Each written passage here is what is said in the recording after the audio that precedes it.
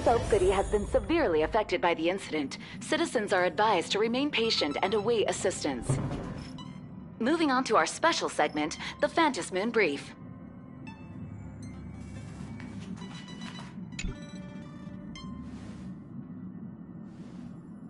You're back! The incident that happened at Full Wish TV is causing a huge stir. Come watch the news! Hello, everyone! Welcome to our brand new segment, the Phantom Moon Brief. I'm your host, Poofy! Hi, everyone! This is your old friend, Snowy! Well then, as the Phantom Moon Games reach a boiling point, and for reasons that need no explanation, we are now joining Duo Mention TV to bring you live coverage of the latest and most critical news updates. Yes, we are!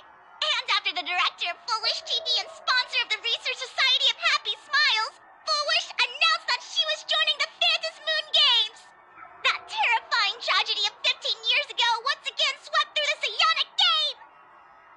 The supplicant debate, slated to take place at the Seafeld TV tower, was cut short when out-of-control Imagine known as Joy Ascendants appeared suddenly and launched an attack. This Imagenesis plague centered on Seafeld City spread rapidly. Even Full Wish herself turned into a monster atop the Seafeld TV tower. As of the latest reports, nearly 200,000 human and Imagine inhabitants across plain Arcadia have been affected by the plague.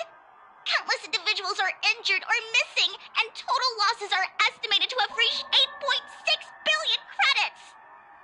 And in a chilling echo of the Bloodstained Games 15 years ago, footage left behind by Full Wish points to the disaster as the work of supplicants from beyond the sky.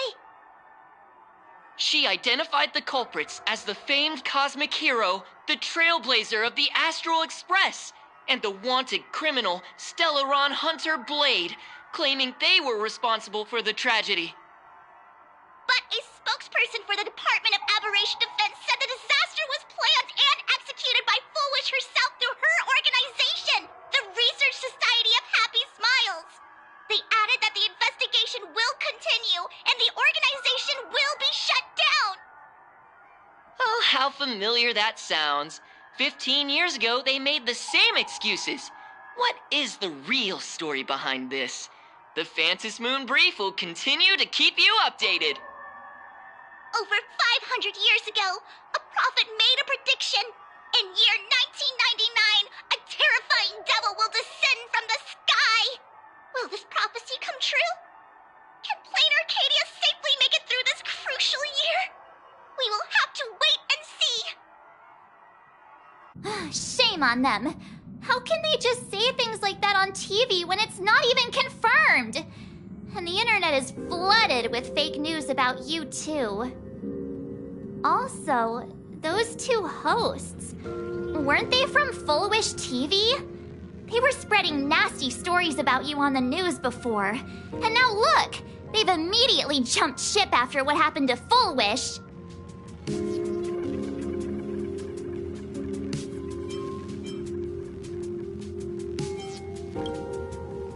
Ever since coming to Plain Arcadia, nothing surprises me anymore. I'm happy you made it back safely, but somehow, you just don't seem quite the same. Oh no. You're trying to grow up and leave me behind. Don't tell me you're becoming the next Don Hung. No! Is this what it takes to become a hero?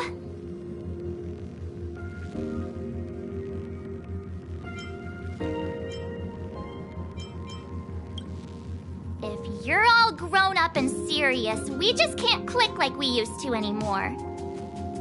Oh, right. Tell me about what happened at the TV tower. I've heard Don Hung and Sunday's side of the story, but I haven't heard yours yet.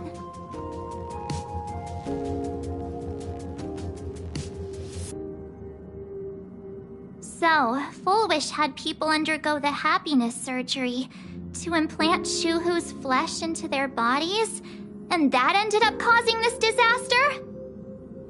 And you guys stopped the mutation from spreading, but all you managed to do was to temporarily seal Shuhu's flesh inside Blade? And then you mentioned that Nessia, the one we met at Star Rail Fest, is actually the Phantasmoon Games arbitrator? No wonder she could draw a mask for you. And she also asked you to go deep into the world in Canvas to warn, who was it again?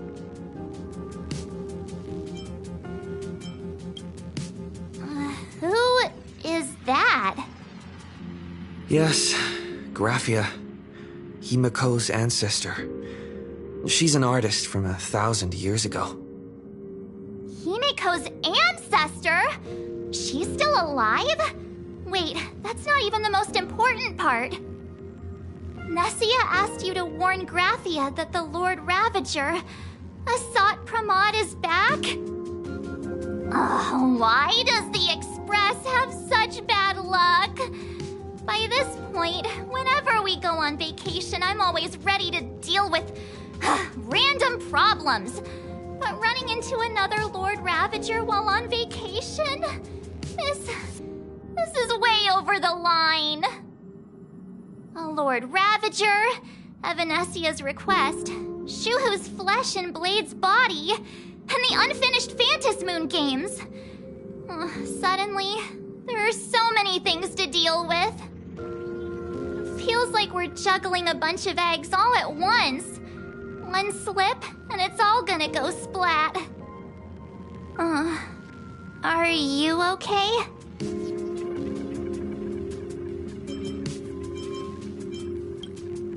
I shouldn't have asked so many questions. Didn't mean to stress you out or make you worried. I'm gonna go take a minute and collect myself. So many things to deal with right now. What should I do next?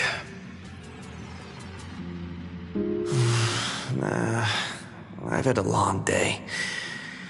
I should just get some rest.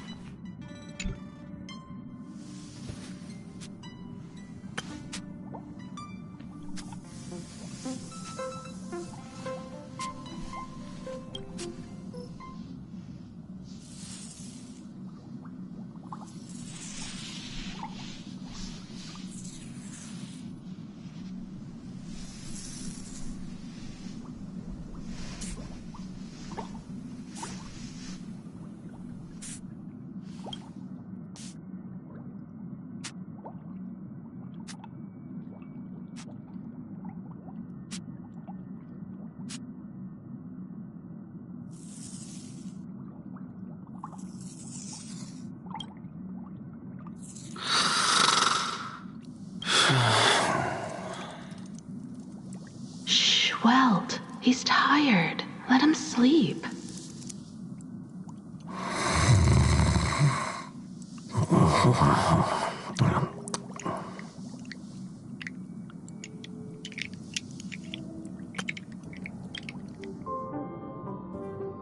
You're obviously tired.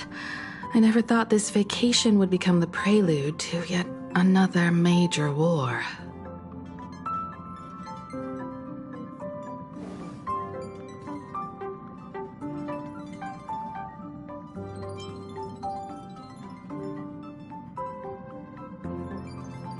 From our very first steps, trouble has always followed the Nameless. But this is way too much. Look at you now. It takes me back to when I first got the Express running again. Aside from Pom Pom, I was the only crew member on board, constantly stretched thin and feeling out of my depth. All I could do was note every problem in the navigation log, one by one. A world's coordinates that needed an update. A glitch in the Express's warp system. The notes were as dense as the coordinates on the astral charts, leaving me completely overwhelmed. Back then, I never imagined the Astral Express would one day have to face a Lord Ravager. But strangely, now that the time has come again, I'm not panicking at all. Come to think of it, it's because of you. Because of all of you. Along the way, we have defeated 2 Lord Ravagers.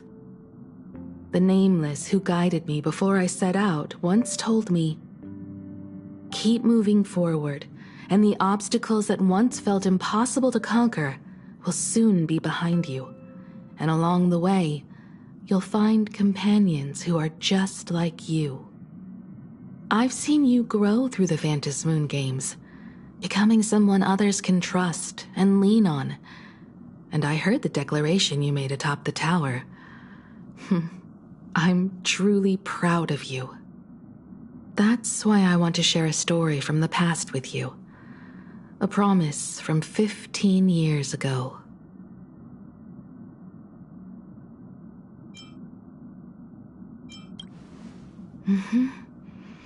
I promised someone that when the moon over my hometown was full again, I would go back to see her, to let her know I had made the most of this borrowed life, and found companions I could trust with all my heart.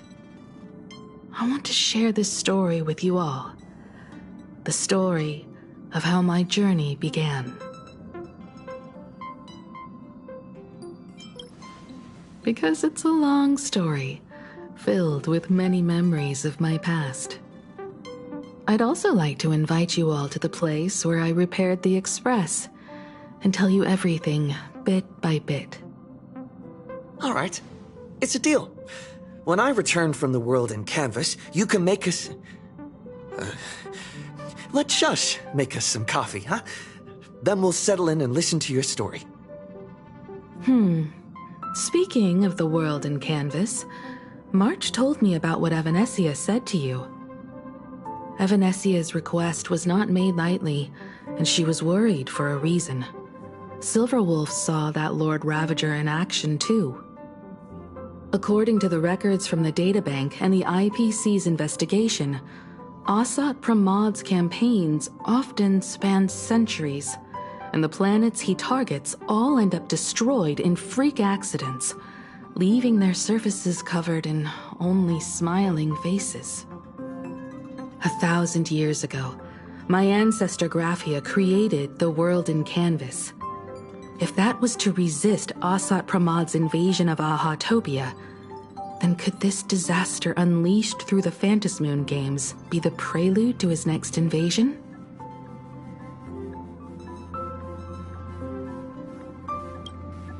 That's the first of many mysteries. Based on our family history, we are clearly not descendants of any long-lived species. Quite the opposite. The weathering curse has shortened my family's lifespan for generations. What could my ancestor have gone through to still exist today? That too leaves me deeply curious. There are far too many legends about her. It's hard to tell what's true and what's not. Only 2 things are beyond doubt. First, during the Cinderth Age, she created countless Imaginae and sent them into battle against the demon legions from beyond. Second, near the end of one of the Phantom Moon games, she created the world in canvas to shelter inside it what was left of civilization and life. Which means she is not only familiar with Asat Pramad, but has also witnessed the manifestation of the Eon of Elation. Nobody knows just how big the plane Graphia created actually is. Over 140 years ago, the IPC tried to salvage the world in canvas, but they were only able to reconstruct part of it in the real world. That portion became what we know as Plain Arcadia. Legend has it that Graphia used a vast ocean as her canvas and channeled the power of elation to step into the painting, which means she has not only seen Asat Pramad, but has also seen the Eon of Elation descend in all their glory. Good question. As for who in Plain Arcadia knows Graphia and the world in Canvas best, it's probably Pearl. She was sent here by the IPC. She should have some clues to guide us in the right direction. By the way, General Yao Guang is here. She says she wants to talk to you in private.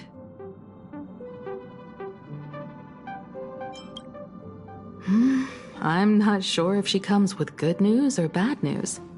She brought a little gift from the Cienjo, though. Mung bean soda. Go talk to General Yao Guang, then. Don't keep her waiting. After that, come to the party car and fill us in on your next move.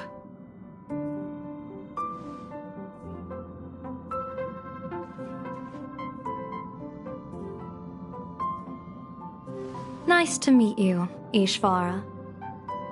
I always thought that the arbitrator, Evanesia, would step in and punish Foolish for the disaster she caused.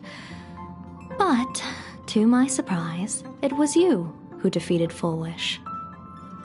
In my capacity as an Arbiter General, I extend my deepest gratitude to you for halting the plague and sparing countless lives from suffering.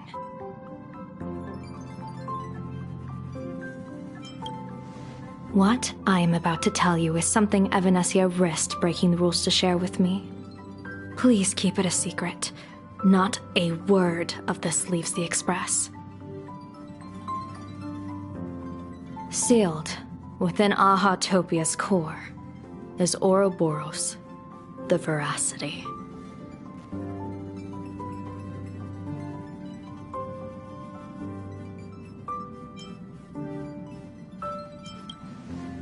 You mean the Leviathan that can swallow whole planets?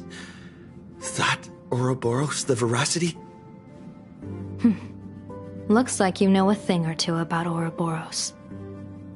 I've seen that terrifying thing in Herta's simulated universe. Rumor has it, they were last seen during the era of the Swarm disaster. They were hardly there to aid the Swarm, but rather to attend a cosmic-level feast, in which the Swarm served merely as appetizers, and the planets they passed were devoured as the main course. No one expected them to be here of all places, sealed away on this very planet, after vanishing for years.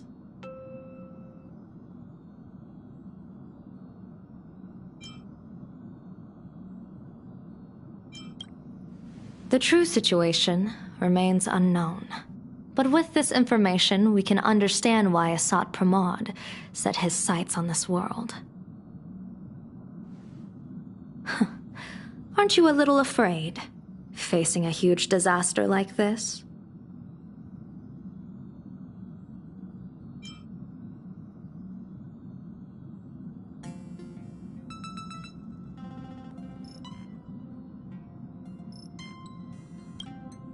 Interesting.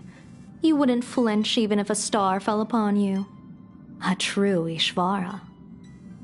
Fortune follows when fate hits its lowest ebb. Every crisis comes with an opportunity. Now that we know a force capable of devouring stars is deep in slumber at this planet's core, perhaps we could make it devour the problem inside Blade's body. It might just be a risky path worth taking. Blade has agreed to my proposal and will venture into the world in Canvas to seek out the Veracity. From what I've heard, you are going there as well. I cast a divination, and the hexagram shifted between the marsh and fire trigrams, yielding the judgment. Heaven and earth are separate and apart, but the work which they do is the same. In other words, though your paths may differ, they are destined to intersect. A funeral, or an adventure. Will it be a battle with only a 1 in 10 chance of survival to tear away Shuhu's flesh from his body and eliminate the Cienjo's arch-enemy? Or will it be a journey in which he settles all grudges and never looks back? It all depends on how he perceives it. Blade agreed to my proposal, even though that little Stellaron hunter girl wouldn't stop objecting. Betting? No, I don't see it that way. We are not chips laid on a gaming table, nor dice tossed at someone's whim. We trust in people, in ourselves, and in those beside us, knowing they can change the course of even the most desperate battle. That belief is what gave you the strength to overcome Foolish. It is also the only reason I stay for this world. My purpose has never changed. I am going to draw the elation into my divination, and overturn a fate marked for great woe. I have a plan for how to handle Asat Pramod if he strikes unexpectedly, but I still need more hands to make it work.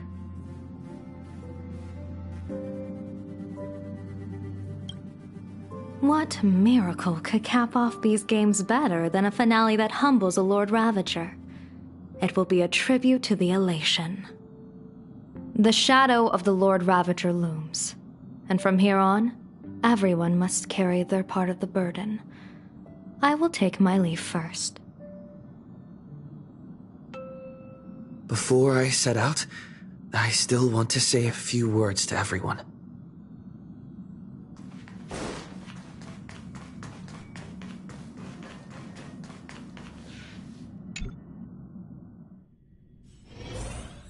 What are they all up to over there?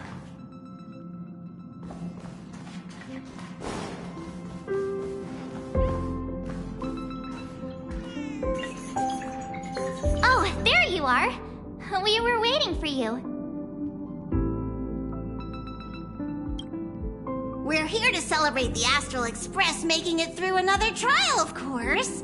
Pom-Pom's heard all about your latest adventure. It's a modest celebration, but a meaningful one. You stopped Full Wish's scheme, and that is no small achievement. Regardless of what the people of Plain Arcadia or the media may say, we raise a glass to you. Exactly. You knocked out the mastermind behind all those creepy whatever their name is. I didn't get to see it myself, but Don Hung described it for me. You killed it! Your victory gave Blade a chance to free himself from Shuhu's flesh. Thank you. With a Lord Ravager looming on the horizon, everyone will soon be heading off on their own missions. Before that, it felt right to have a small gathering like this. Now, let's make a toast. Here's to everyone who fights to protect this Arcadia. And here's to all of us. The Lord Ravager can throw whatever he wants at us, but I know the Astral Express will keep streaking across the stars. Thank you. All of you. Having you by my side is what gives me the courage to face the future. I'll carry this strength with me through the rest of this journey. Cheers!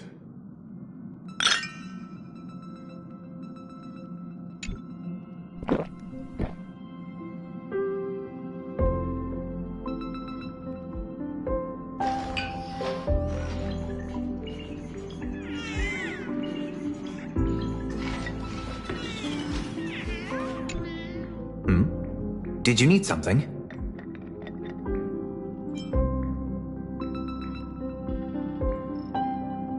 I need a break.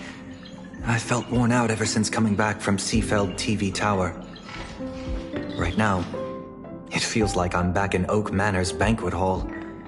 At those parties, no matter how tired I was, I'd have to clutch my glass and smile, keeping myself calm. Mr. Yang insisted I should get a full day of sleep, but I didn't want to miss the chance to toast with you all. I should thank you for letting me embark on this journey.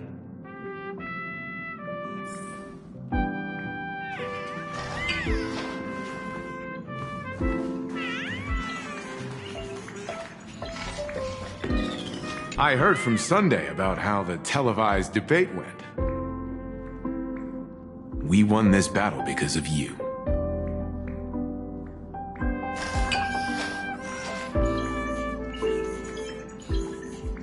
The streets were in chaos, traffic ground to a halt, and Wispay littered the ground.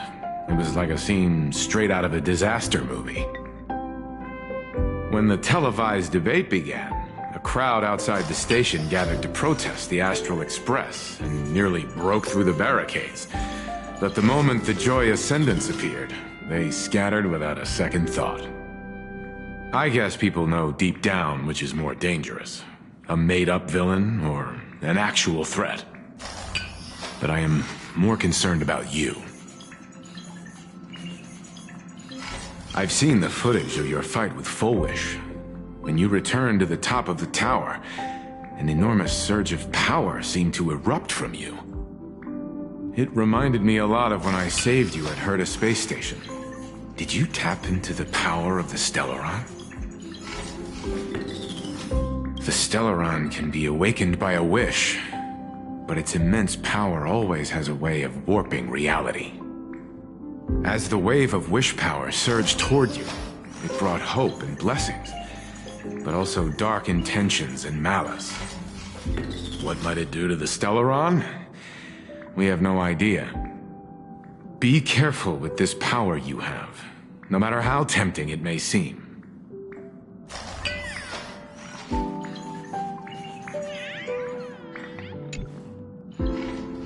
Oh, it's you! Pom-Pom heard you've got a solo mission coming up. Be safe, will you?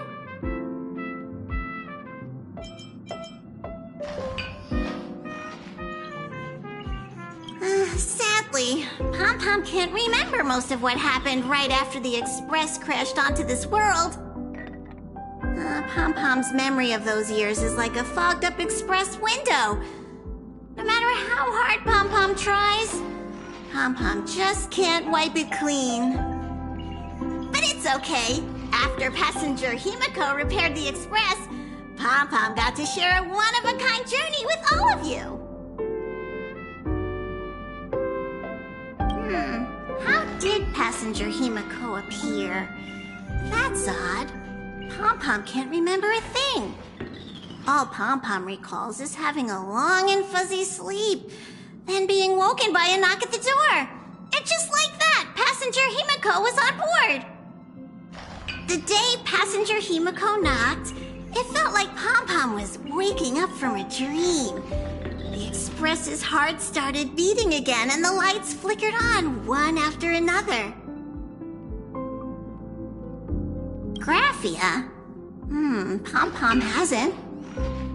But Pom-Pom always dreams of strangers when Pom-Pom's asleep. They seem to be bustling around the Express, and there are soft clinking and clanking sounds, just like the sound of stars twinkling. But every time Pom-Pom wakes up, their faces slip away. Pom-Pom is only left with a warm and comforting feeling, knowing someone had taken good care of Pom-Pom. Safe trip! Pom-Pom will take good care of the Express while you're away.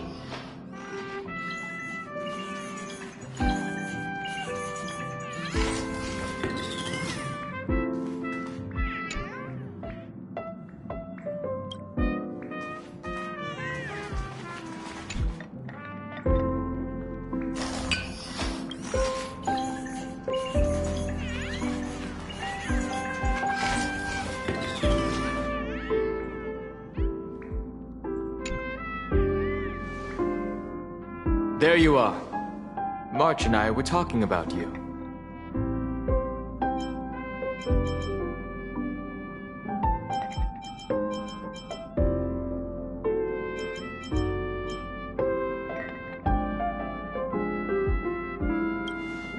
A little.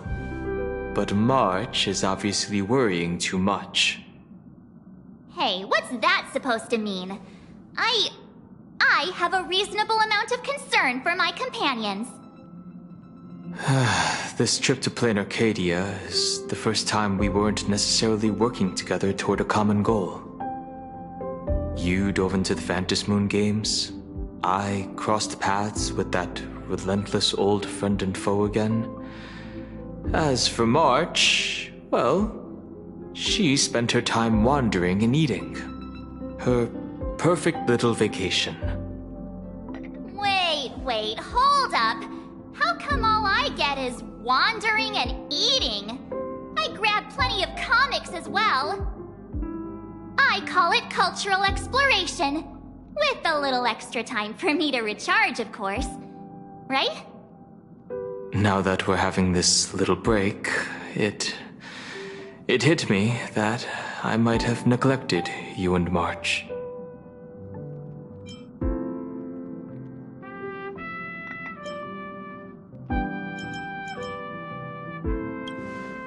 Why are you suddenly acting like the adult here? Blade has accepted General Yao Guang's proposal. Perhaps he has finally moved on from past grudges and that abundance curse, and is now ready to do something for himself. It's going to be a path fraught with danger, so I had hoped to accompany him for a bit longer, but he refused. From now on, I will turn my attention to this world. Mr. Yang and I have been asked by General Yao Guang to help with setting up some defensive formations.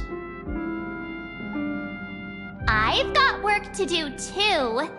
Mr. Ashvale wanted someone to accompany him to the tavern to investigate clues about Asat Pramod.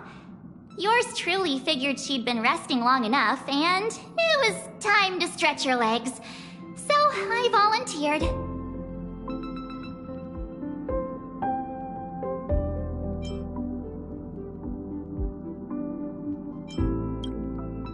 No problem. When you come back, you have to share everything you saw in the world in Canvas.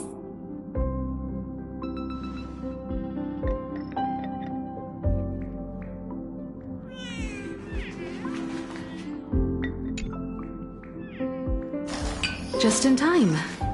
I've talked to Madame Pearl. She will handle all the arrangements for your passage, so you can enter the world in Canvas to find my ancestor Graphia. Actually, I hoped you could take some time to rest first. Once you've fully rested, you may make your way to the dock in Seafeld City. Madame Pearl has a special ship waiting for you there. It will take you to the border between this world and the world in Canvas, a place known as Inkford Hermitage.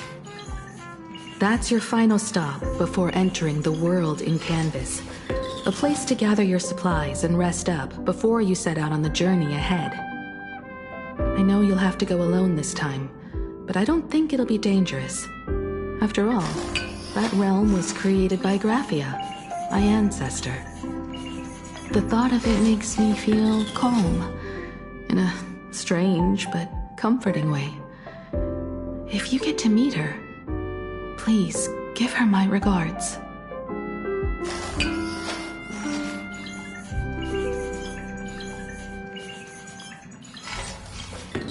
I am indeed quite curious. I'd love to see this ancestor of mine for myself, and hear her story in her own words. But someone must stay here and keep watch. Madame Pearl wishes to confer with me and General Yao Guang about our next steps in dealing with Asat Pramod. So I'll be entrusting this mission into the world in Canvas to you. Go ahead. Set out once you've rested up. I'll be here with Welt and the others, awaiting good news from you.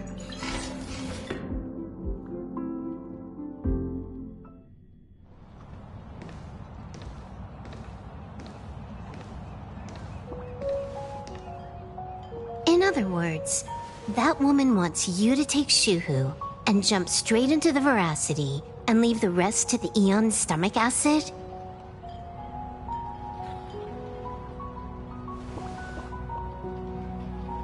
And this is between me and him, right?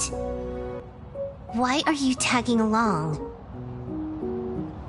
Relax. I'll say my goodbyes and be gone. A dignified funeral, If you ask me, this ending is indeed grand enough. I don't care about any of that. There's only one thing I care about.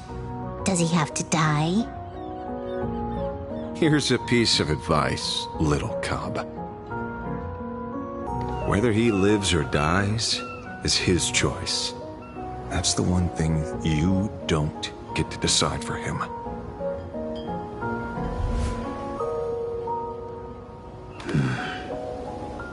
It has landed. What? Nothing. Just a seabird landing on the rocks. A blade forged of mortal steel cannot sever an undying fate. If Shuhu is to be put down, the options are few, and that Leviathan is one of them. In time, people will say this. The culprit of the Juming gave his life for the greater good, and plunged into the abyss alongside the abomination.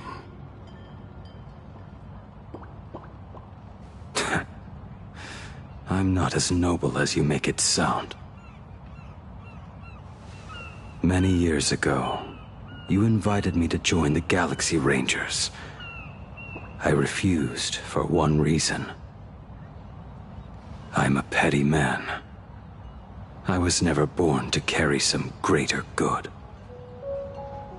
This is between Shuhu and me. Nothing more. Can't argue with that. A Galaxy Ranger through and through. Well then, I won't say anything more. Blade, you sure about this? For years, death has clung to me like a curse, etched into my bones. If there is a chance to make a god feel the same pain, I would do it, even if this body is reduced to ash. As for everyone else, there's no need to drag them into this. We'll proceed as Yao Guang proposed. Bury Shuhu at the end of the world in canvas, taking me with him, and let the veracity dissolve us both.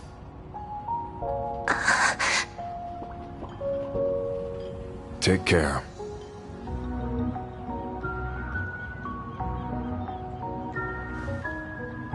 How about you stay as well? You might as well see it through to the end with us. Plain Arcadia has bigger problems that need my attention. Your instincts were right. That meanie pulling strings from the shadows is none other than a Sat Pramod. Who else would want to kick a Ha's head like a ball? So, I need to get back and finish my job.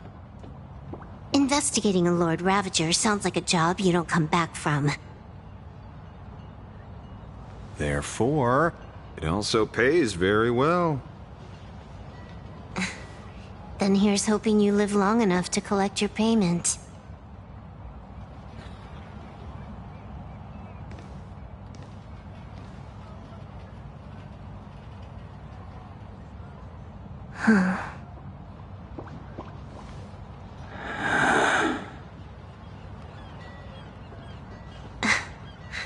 Every time, when it's just the two of us, you go quiet. You know what I'm going to say. The seabird's flown off. It's time for us to go too.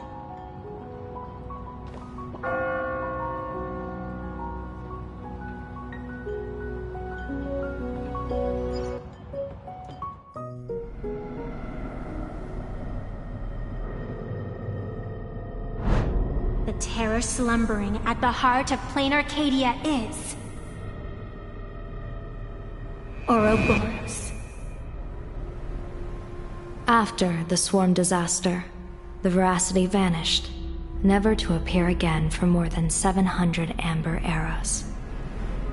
Their last rumored sighting was 500 years ago.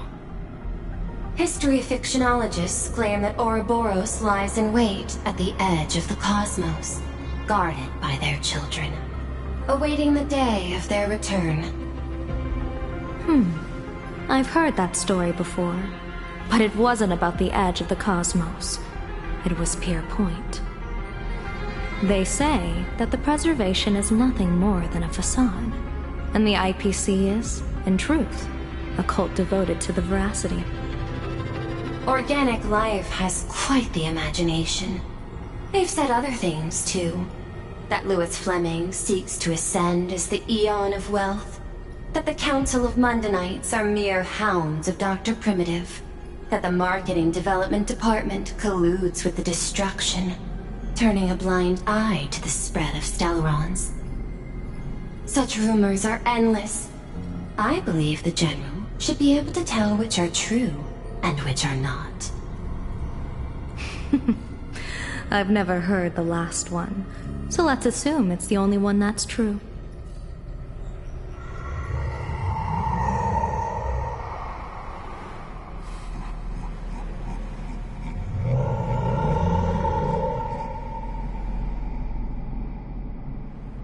Such terrible breath. Once this Leviathan awakens, the Arcadia's destruction would be all but instantaneous. For now, this remains conjecture. The sealed remains appear to be a husk that Ouroboros once shed. Why it's here, and how it's connected to the elation, remain unknown. Yet even a fragmented remnant of an Eon is a threat that can't be ignored. The calamity of the Leviathan must not be allowed to re-emerge in this world. Naturally. That is why I'm here. And it's about time for the two Nameless to arrive. Oh, you're just on time. General Yao Guang, as instructed, warding talismans have been placed at over a dozen sites across Plain Arcadia. My thanks. It was Mr. Yang's talent of creation out of nothing that allowed us to reproduce dozens of plumes and complete the deployment with such speed. Now, with Yin and Yang aligned, and all four aspects in place, as long as we set up the last formation core, the Decalite reflection barrier will be complete. Using the divine eye of the Spiritus to weave a giant web, one that ensnares countless possible futures. General, have you truly made up your mind? Though Shuhu has been eradicated, the signs of doom have not faded. On the contrary, they grow ever clearer. After much consideration, the source can only be this restless corpse. One crisis is yet to pass, and another is already upon us. The Arcadia's ley lines were already riddled with scars, and now even the ancient tree's seal is starting to loosen. While Evanesia is asleep, someone must take up her duty to guard this place. But defending isn't the way of the hunt. If you don't want to become the prey, you must become the hunter. General, do you intend to go on the offensive and suppress the remains of the Veracity? How could I? The Joyseeker could barely confine that husk using the Abundance's ambrosial arbor as its cage. I'm not that arrogant as to place myself alongside the gods. I'm not here to guard against an Eon, but against a lesser menace. Lord Ravager sought Pramod. This barrier is prepared for him. Asat Pramod has been meddling with the game from the shadows. His intentions unclear. We know little about him or the Veracity.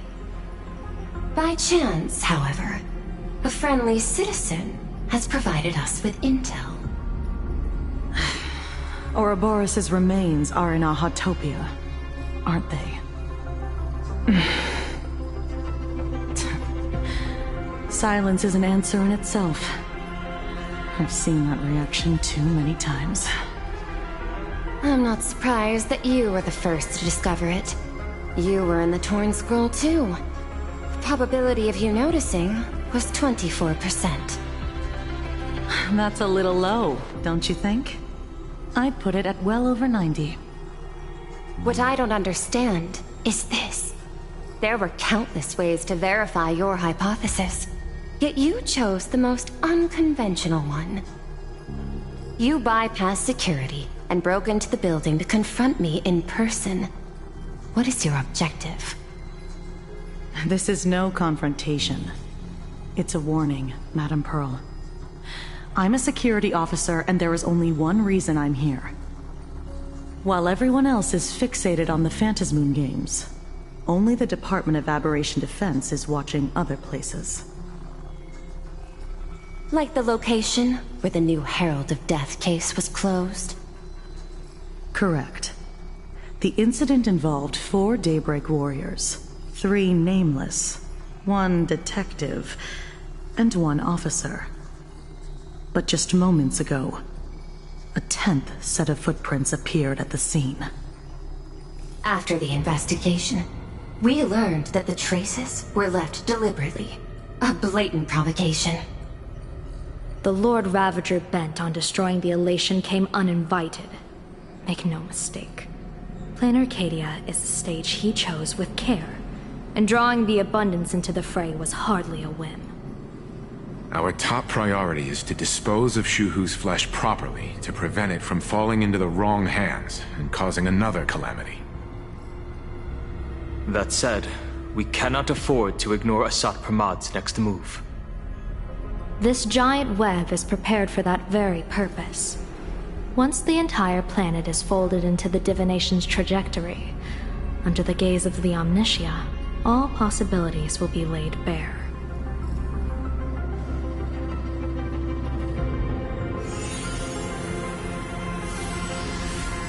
When that time comes, he won't wish to leave any footprints behind. One final question. Why did the Lord Ravager choose to visit this place? Does he have an ulterior motive? Or is this merely some twisted joke? That question should be left to the professionals. Don't forget, we have a detective who can't seem to rest. Let's hope the accumulation of variables can tip the scales in our favor.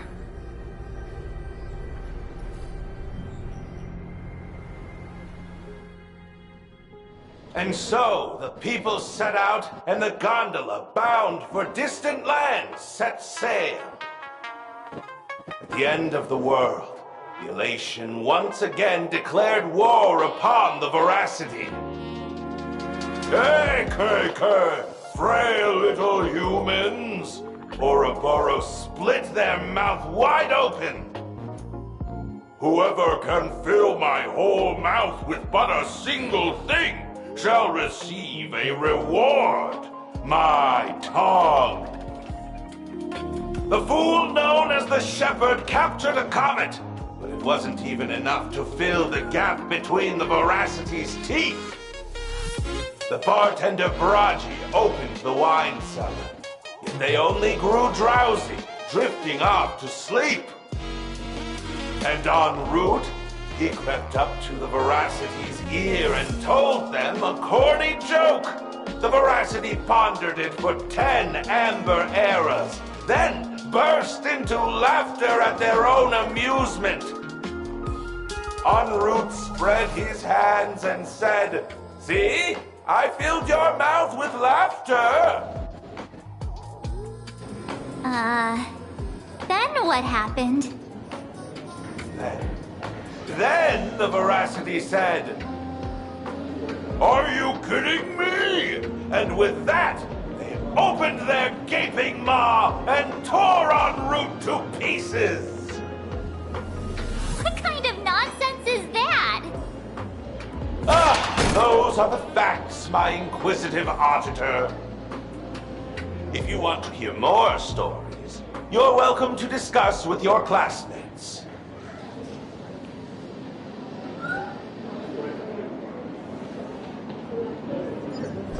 We came here to investigate the veracity in Asat Pramod, but all we got were stories that only a 3-year-old would believe.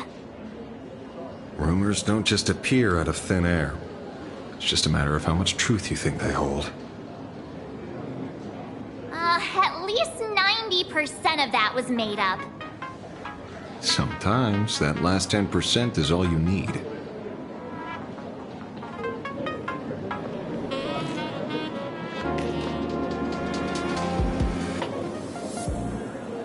Oh, plenty of bystanders around.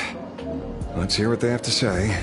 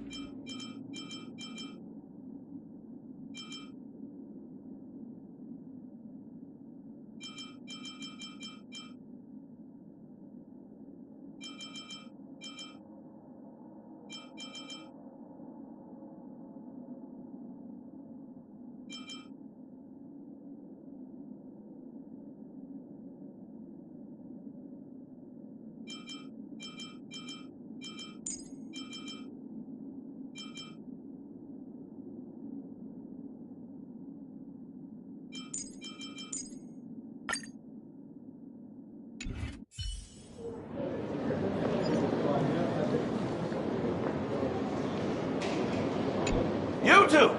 You didn't shout, didn't clown around, and you didn't even stuff notes into anyone else's mouth! Such diligent fools are a rare sight indeed. Oh, you're not fools at all? That makes sense. That makes a lot of sense.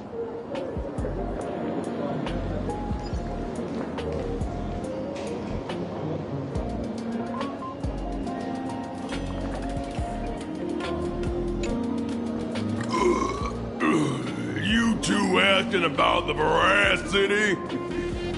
You thinking about walking that path? Walk the path of veracity? Do I need to eat everything in sight? You got it! Kids always dream big. Some were bulldozers, some are monsters, and I am Autobomb! And the man. Ugh, can you talk normal? Stop gulping for air. I swore to become a veracity path strider.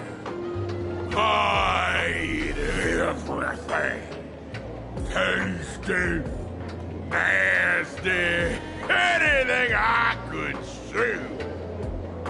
Finally, I'll pinch my nose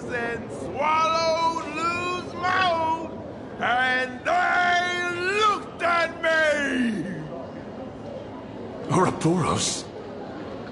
Nah! Ah! Very regrettable.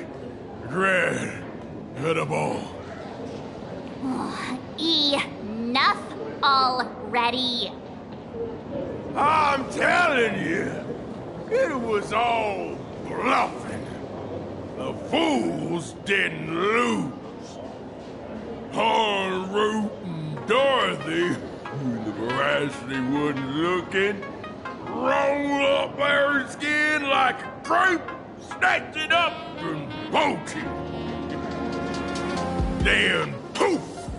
There we're gone! Even Comic-Con Collective don't got a veracity card. I already filed a formal complaint with the organizers. You should be putting this much effort into your studies!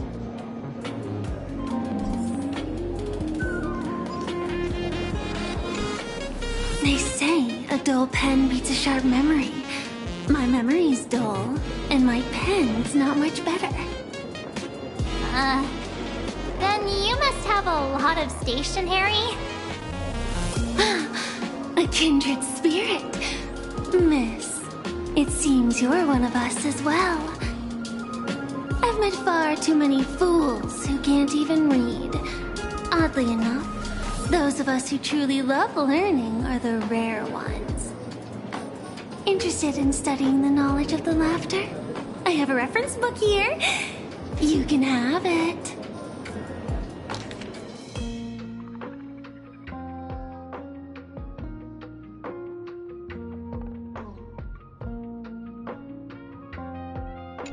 This feels completely made up. But, thanks anyway. Oh, please. Thank the seniors. To compile this book, they offended every Eon they possibly could, and narrowly escaped death at the hands of each and every one of them. As for me, I'm just the one who keeps the books circulating. Hey, friends! How was your first day of school? Sparksy's here to pick you up after class.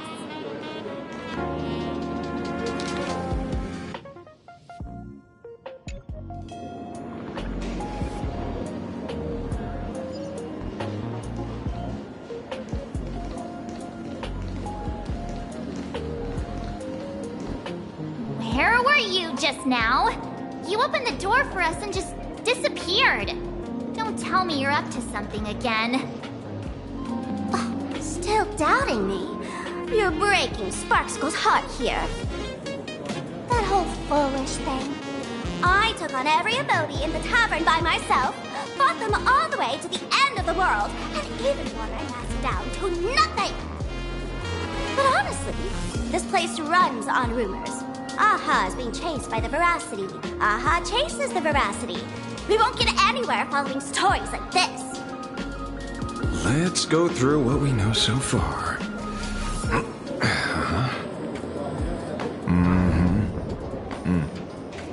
Ooh.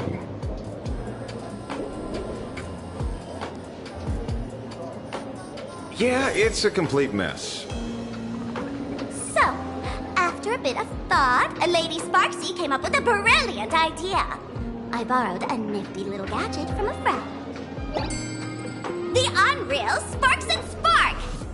No idea how it works, but apparently this light bulb makes you smarter the moment you put it on. Does this friend know you borrowed it? Supramod has a gun to our heads, and this is what you're worried about? He'll find out one day. Well then, I'll go first. It, doesn't look very reliable. Are you sure about this? No worries. If anything goes wrong, the friend in my head will protect me.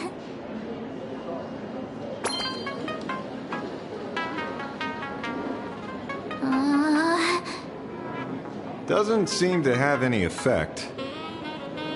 No, it's working perfectly. I I get it now. All of it. No need to dance around. Our enemy is a Lord Ravager. There's only one question we need answered. How does Asat Pramod plan to destroy Elation? Correction. The effect is very obvious. Judging by Nanook's habit of picking Lord Ravagers, I wouldn't be surprised if Asat Pramod was once a masked fool, and therefore knows Aha's weakness. The Arcadia is like a microcosm of eons and paths. People indulge themselves in fabricated happiness, unable to pull themselves away from it. Many have expressed their concerns. This isn't elation. Aha is playing with fire. A classic social realist deduction. Old-fashioned. Ooh, but effective. We're closing in on the truth. Yes. The answer is all but revealed. You are Asat Pramod, Sparksy. Do you have evidence? Of course. The truth is so simple that everyone overlooked it. The evidence is... you were the first person I met when I got off the express. If I am Asat Pramod, would you and Grey Hair have been able to walk out of the school alive?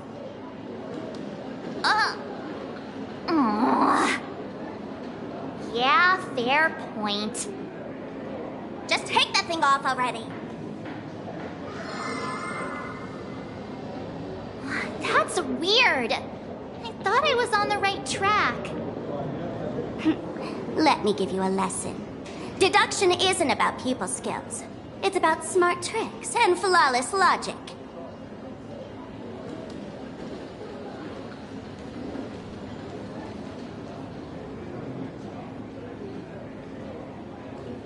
Watch and learn. Sparkle, master of the classic whodunit, has entered the chat.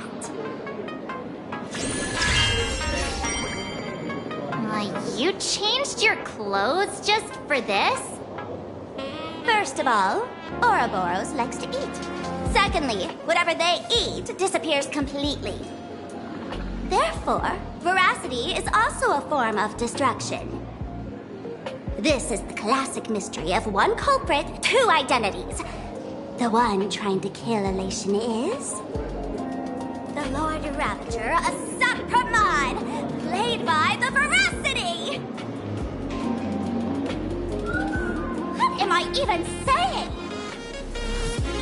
Classic whodunit? This is more like a classic Who's the Dummy. I get it now. All this thing does is make wild guesses sound reasonable. So far, that's the most accurate piece of information we've gotten. No need to be so serious, Detective. Why don't you show us what you've got?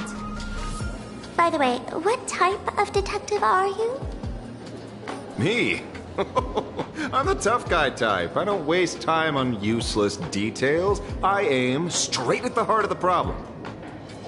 You're not wrong. Asat Pramod is Nanook's weapon to assassinate Aha. Whatever his plan may be, the target doesn't change. Remember, as far as humanity knows, there are only 3 ways an Eon can fall. A broader path engulfs a narrower one. Divine warfare between eons, and... the third one. What was it again? Forcing an Eon to turn away from their own path. Whichever it is, none of it sounds remotely connected to Plain Arcadia. So, what makes you so certain Asat Pramod is here on business, not on vacation? Because we folks just dug up one heck of a treasure from underground. And in the stories tied to them, we've unearthed more than a few names worth paying attention to.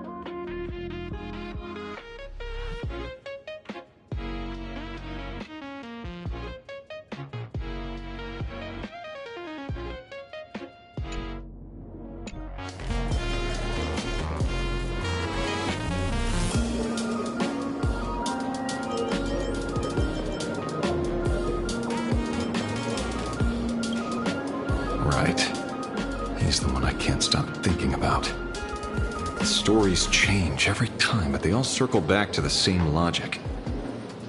En route defeated the Veracity by some means. You're right. Then who is this en route? Do you know him? En route. Of course she does! Everyone in the tavern knows that name. Long ago, its owner grew tired of jokes, cast aside his mask, and walked away. Some say he became a morning actor. Others say he jumped into IX's black hole. But none of that matters. What truly matters is that you have my unreal Sparks and Spark. I knew it. Give it back, give it back! That's a big order my client wants immediately. What do you mean, give it back? It just wandered off, and I happened to find it on the way, so I brought it home. You want it? Here, take it now.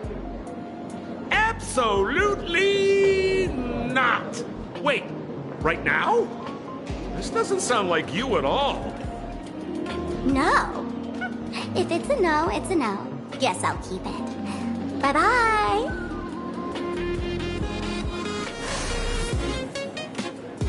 Get back here! Sir, do you need to hire a private detective? Hey! Can you catch her for me? Of course. I'll have that thing returned to you safe and sound in half a day.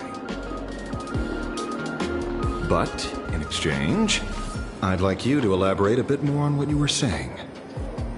Oh, so that's why you're here. Now, old Sempo's intel isn't cheap. Waiving the fee won't quite cut it, will it? Name your price.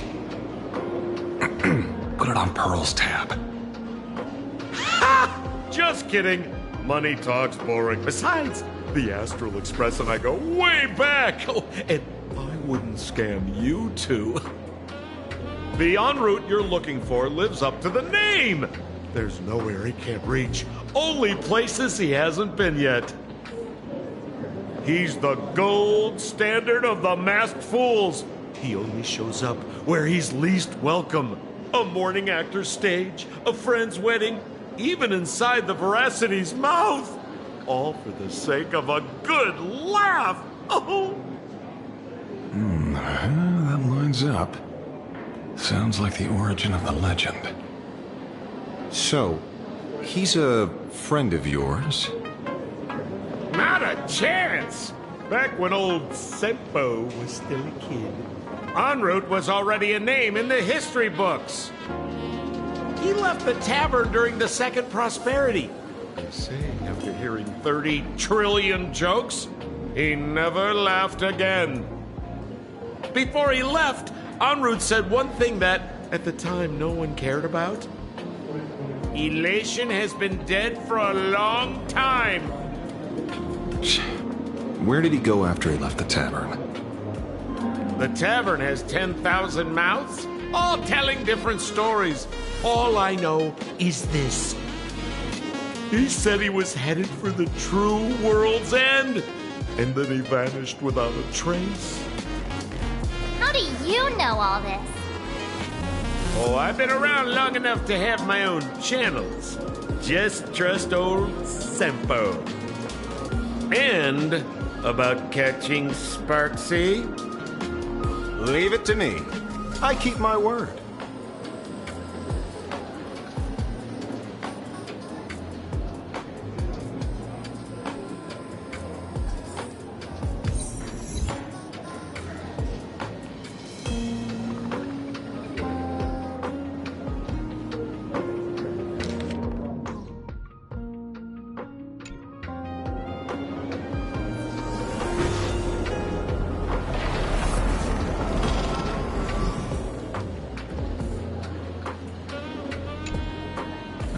See?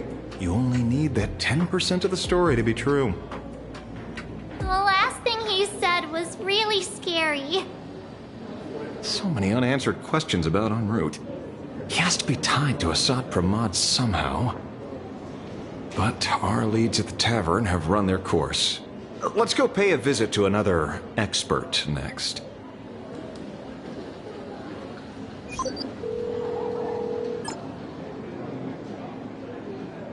Oh, speak of the devil. Only a Cianjo general could have arranged something like this, I suppose.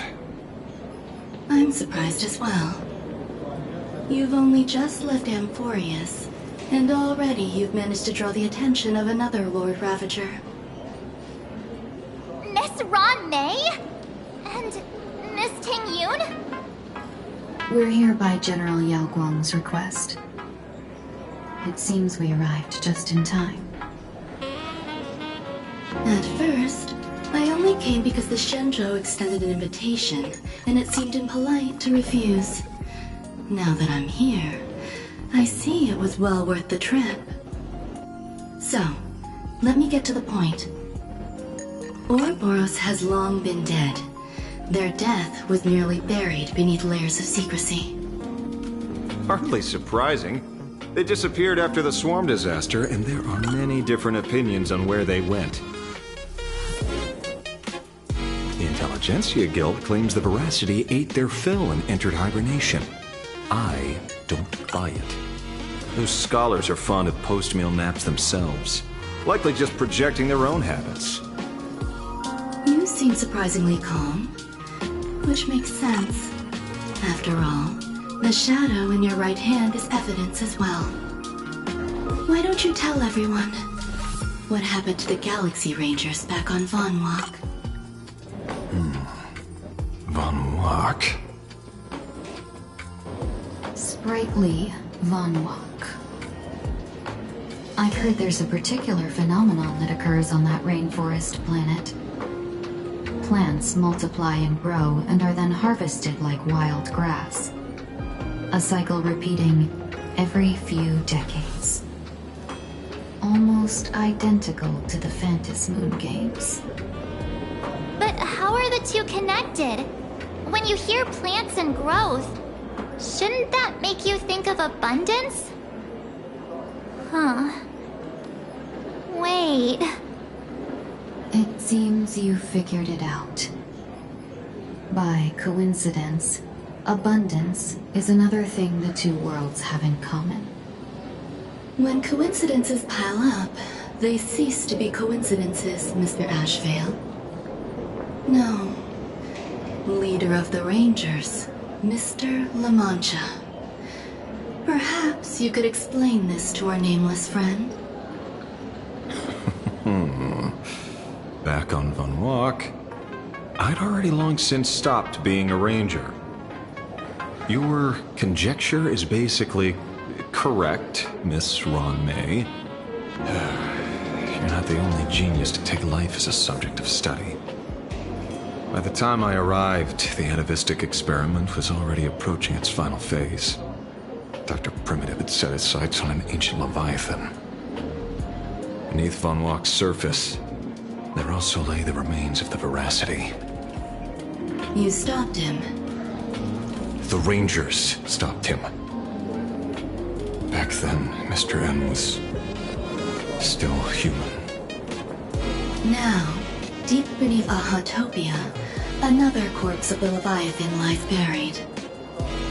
If I'm not mistaken, there are countless other worlds carrying out the same ritual.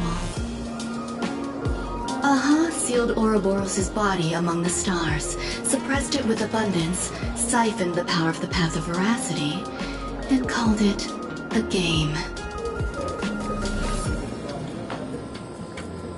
This is what people call the Phantas Moon games. Uh-huh. Why would they do such a thing? You may remember, the Express once delivered a Leviathan's carcass to me. That wasn't the only one in my collection. By arranging remains from different eras in sequence, I discovered something rather intriguing. At a certain moment over 1,000 Amber eras ago, just as Akivili began traveling in pursuit of their ideal, All creations of the Veracity lost the same organ. Their taste buds. What does that imply? The purpose of consumption changed. Be they spawns, depth crawlers, or void-song whales, their genetic markers encoding gustatory organs vanished entirely. Creatures walking the path of Veracity became nothing more than biological black holes, consuming without discrimination. This was not natural evolution. Through the simulated universe, I identified the point of divergence in history.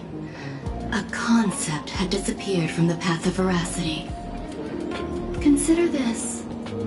What do taste buds provide? Yummy flavors? Precisely. Savoring something's aftertaste is an act of elation.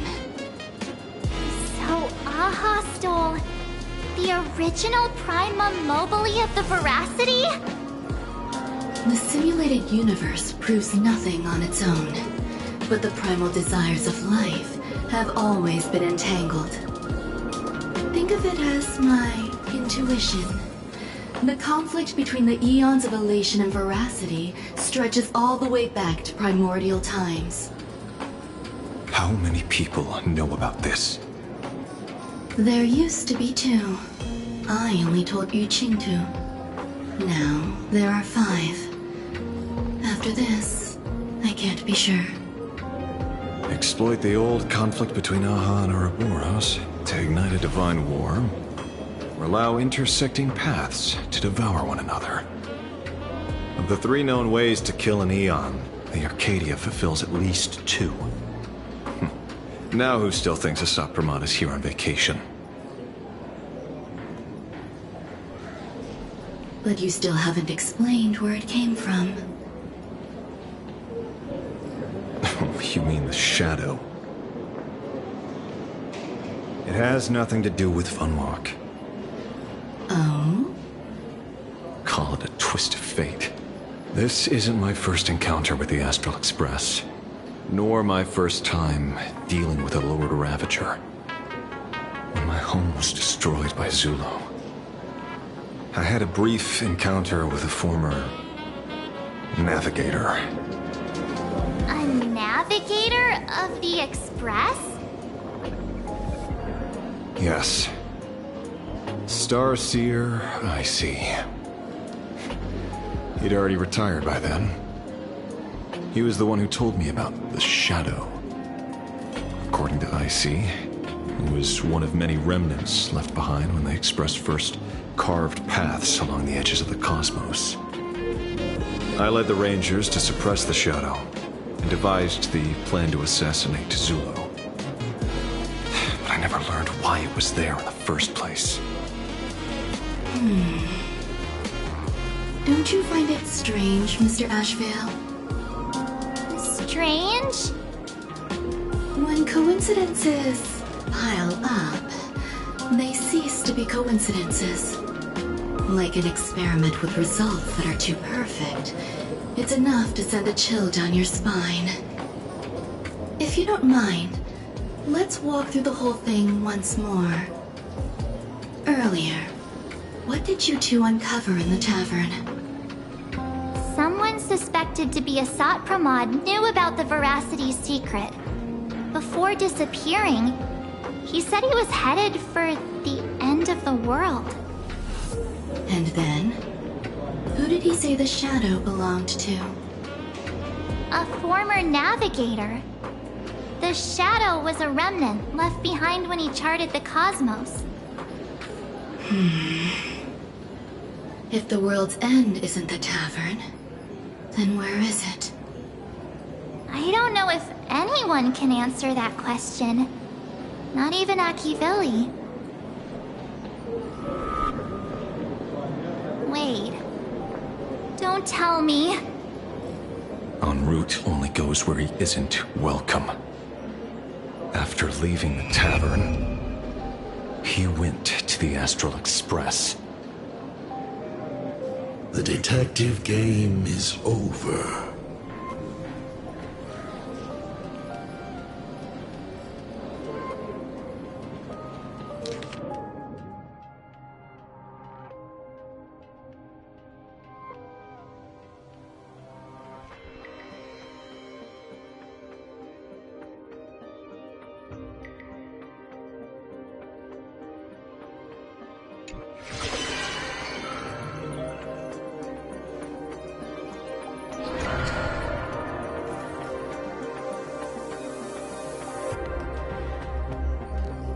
I have to say, not many people can make me change my plans. Whether in the past or present, you've always been one of them. So, it is you. You know how it is, kid. I've always enjoyed arriving uninvited.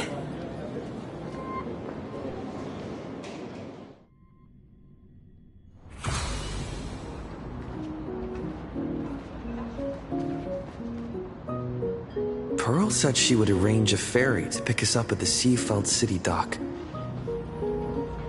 The place we're going to holds clues about Graphia? Really? Validate your own ticket before boarding and be a model passenger. We wish you a pleasant journey. Attention passengers, welcome to the Seaside Line. The current stop is Seafeld Station. This train is bound for dopamine.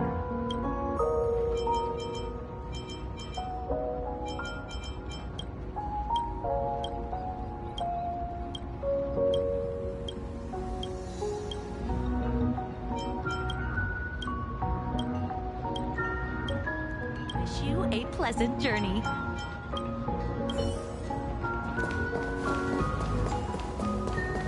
Attention passengers, welcome to the Seaside Line. Current stop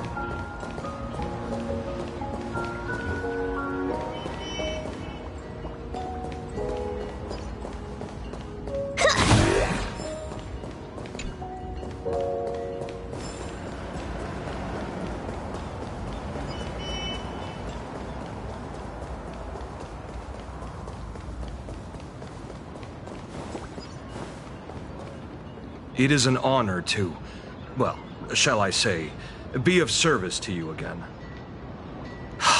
To be honest, when Madame Pearl invited you to visit the Perlux Tower, I was supposed to be your guide. I ended up being replaced by a total fraud. My name is Feld. By order of Madame Pearl, I will be escorting you to your destination. You are too kind. I followed the battle in Seafeld City very closely. Serving a hero such as yourself is a true privilege. I assume Madame Pearl has already briefed you on our destination? I see.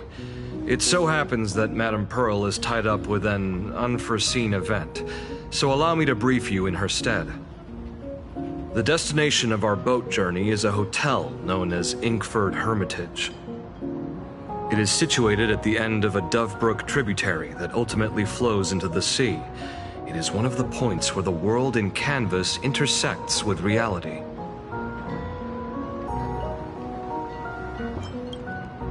Yes, to be precise, she lived there 1,000 years ago.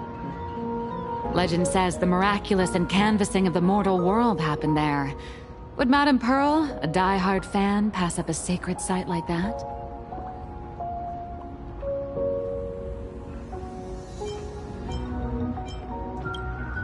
Word is that Madame Pearl just flicked her wrist, signed a check with an astronomical figure, and bought the whole plot of land. She also snatched up every single piece of Graphia's lost works she could find without bothering to verify their authenticity. Whew, I guess money really does let you do whatever you want. That's not even the half of it. I don't know where her obsession comes from, but she's dead set on the idea that Graphia is still alive. If she gets even a whiff of anything remotely related to Graphia, she's got her people on it at the snap of a finger. But all they could find were Imagine knockoffs. Random, pretty redheads based on nothing but imagination. I bet her reaction went something like this. Objective. Locate the original. Error. Detecting excessive quantity of low-quality merchandise. You! I remember you! You're that fraudster from Perlux Tower! Perlux Tower? I've never set foot in that place in my life. I know it's you. I've seen the footage. You're wearing the exact same outfit. Oh, a slip up in an otherwise perfect plan. Relax. Your job is safe this time. Cut it out, you scoundrel. You can't talk your way out of this. Who exactly are you?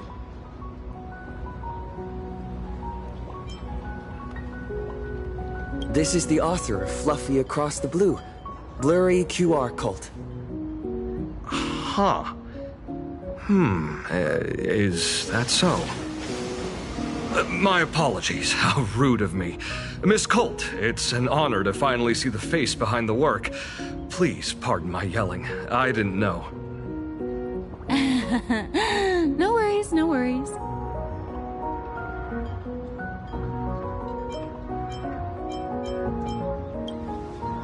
It's only normal for a famous comic artist to travel with bodyguards, no? Miss Blurry QR Colt, let's be clear. You are being transported under escort. Your current credit balance is in the negative. Madame Pearl has offered you a lifeline by asking you to complete the next volume of the Fluffy.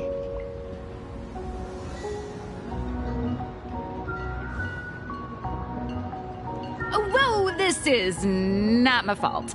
Remember Alloy King Pom Pom from Pearl X Tower? I tried to put everything on Pearl's tab, but she found out and charged it back to me. Who knew a figurine could be so expensive? It cost me more than my entire savings.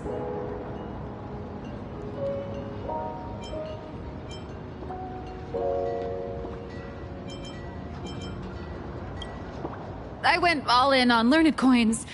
There goes my licensing fees and royalties. I lost every single penny. So you're escorting her to, shall we say, an intensive creative retreat? Correct. The objective is to deliver the manuscript and clear her debts. The estimated duration is 56 days.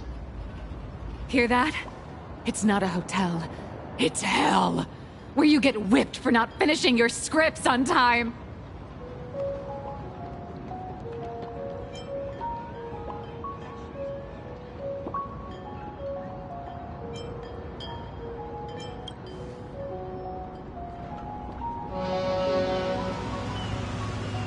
The boat has arrived. When you're ready, let's begin our journey to Inkford Hermitage. Please, mind your step as you board.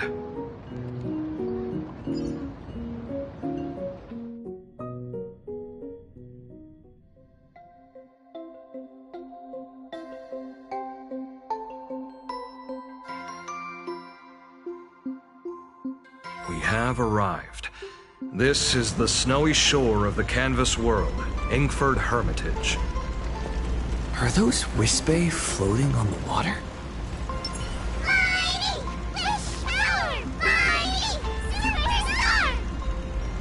Oh dear, there are so many Wispe. They are blocking the boat's route. But no need to panic. Please follow my lead.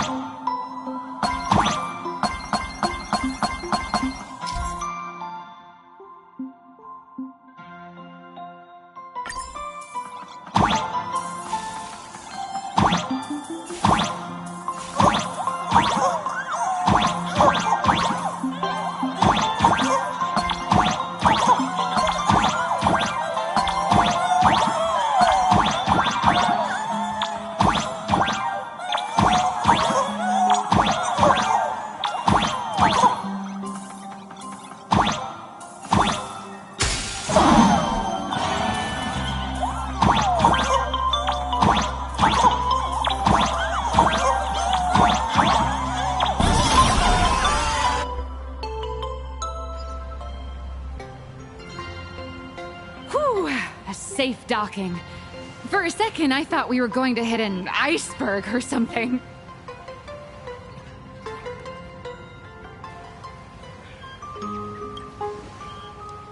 They probably sensed your wish power. You are the Phantas Moon Games superstar, no? Look! One's trying to hitch a ride on you.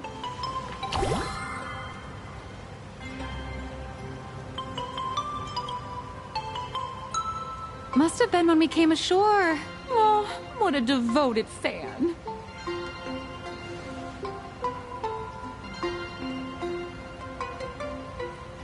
Everyone, welcome to Inkford Hermitage. I was imagining a Benzai Tengoku style manor or something. So you demolished your idol's old residence and replaced it with a luxury hotel. Of course not.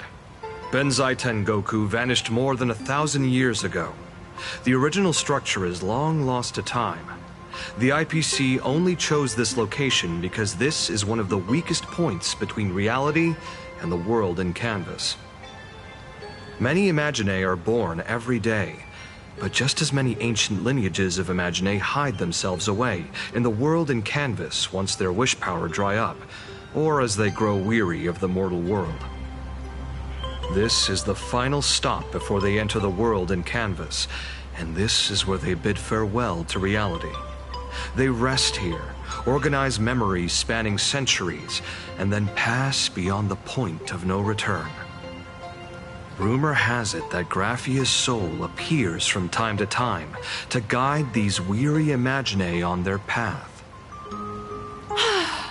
There's a sense of parting in the air. No wonder the soul of the mother of Imagenesis feels an attraction for a creator. This must be the finest well of inspiration. Miss Colt, now that you're in this well too, you ought to make the most of it. Let's go. I'll lead the way.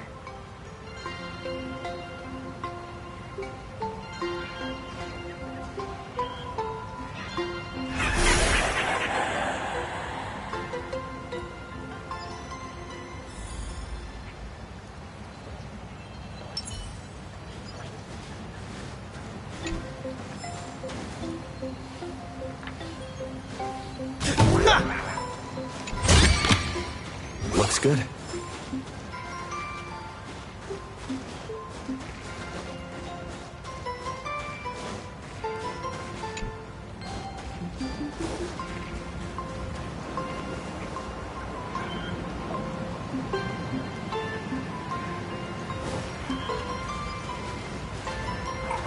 Let's rock!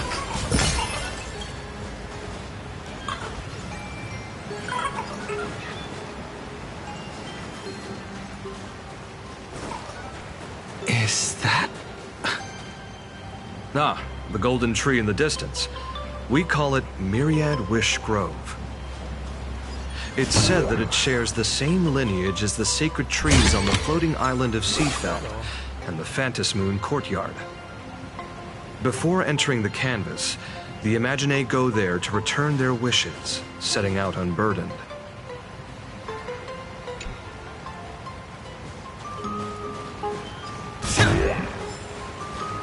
All those years of effort, and in the end I still live somewhere this small.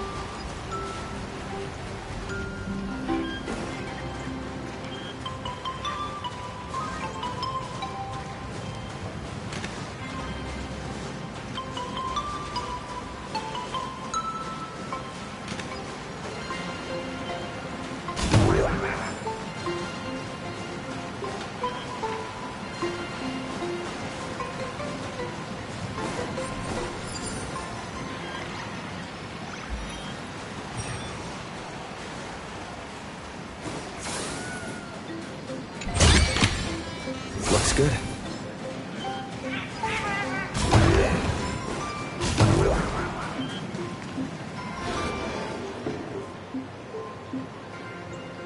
We have arrived. The hotel staff will take over from here. I'll take my leave.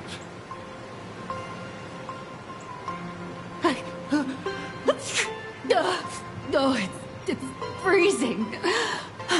It's cold enough for a typical snowstorm mansion murder mystery. Anyone here? Here. Hello? Hello? Honored guests, my apologies for the late welcome.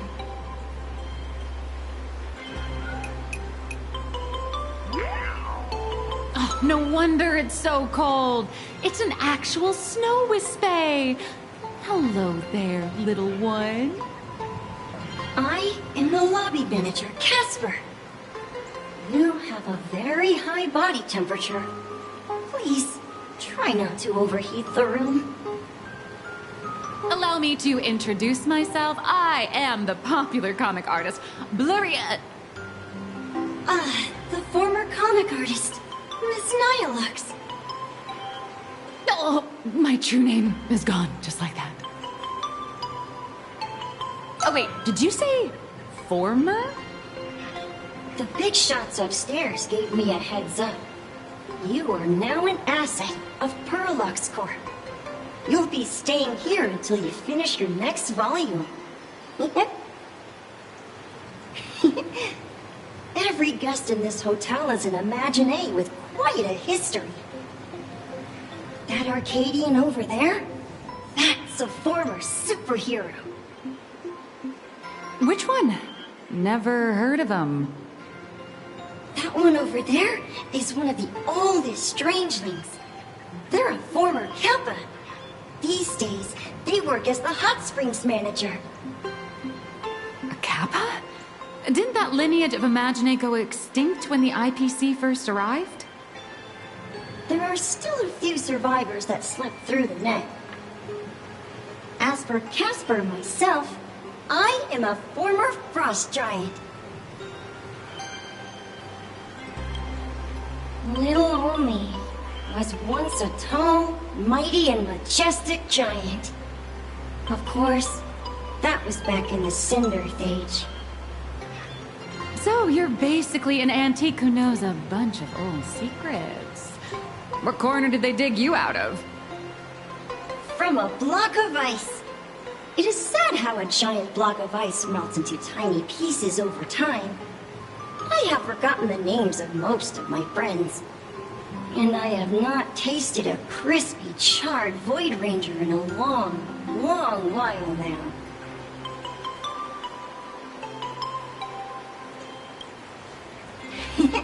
Indeed, another glittering nameless. Another? How's that? That is a secret. Sightings of Lady Graphia are as common as the snowflakes here. Ever since the news spread that her soul would reside at the hotel, all those Imaginé who mimic her and the weirdos who insist they have a connection to her have flocked here. You see, they all claim they have some sort of connection to her, or hold some secret about her. I bet they're just trying to scam people out of wish power and credits. Just like all those people who swear they're AHA. You're not wrong. But whenever the higher-ups ask for a report, little old Casper here can always pad it out and hand over a long list of names. Nameless, good luck with your inquiries. Bye now.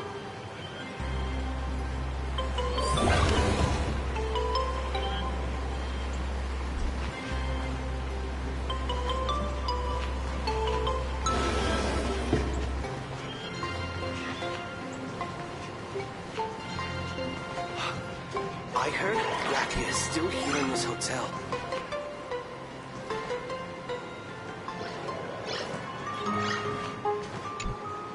You can see me, and I shall hide no longer. Indeed, I am Graphia, the sovereign of all paintings, the source of all schools, the mother who birthed all Imaginé. Unfortunately, my wish power is spent, and I can no longer weave my imagination arts. But you and I share a fate, with just a few wish bays to aid me. I am Graphia. If you're giving away wish bays, you should give them to me. No, I am Graphia. Does this red armor not make it obvious?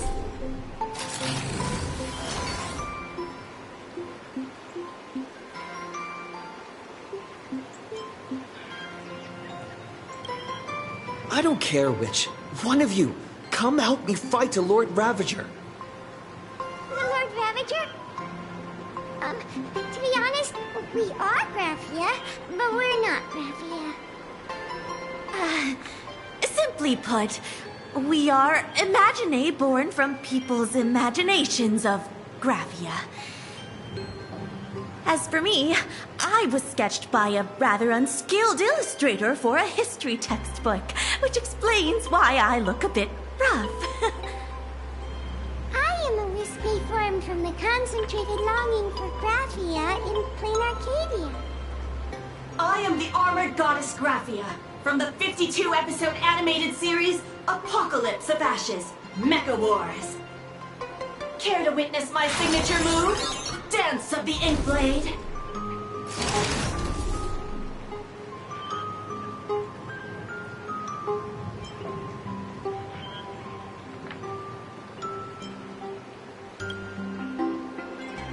If you're looking for the real Graphia, I'd suggest you give up. I've seen countless Imaginae on the verge of exhausting their wish power, begging the mother of Imagenesis to extend their lives with her paintbrush. Not a single one has ever succeeded. In the end, only those of us making a living off the Graphia brand are left. When it comes down to it, she's nothing more than a legend. Who knows? Maybe the IPC made up some story to boost the hotel's revenue. I mean, the Cinder's age was over 1,000 years ago. Maybe the only thing left is the longing for Graphia. There's one very simple way. She created all Imaginae with her brush. Word has it she waits at the end of the world in canvas to see off those whose time has come. But every Imaginae who has seen him is, of course, dead. So dying is the only way, huh? These three aren't just fakes. They're also wackadoodles. As I suspected, finding Graphia was never going to be easy. Besides us, there are plenty of ancient Imaginae living here, ones that have long gone extinct elsewhere. Some even claim to be original works by Graphia herself. If you're serious about finding Graphia, you should try asking them. I heard Graphia is still here in this hotel. I spent my whole life doing hard labor in a frozen wasteland. Death rewards me with hot springs.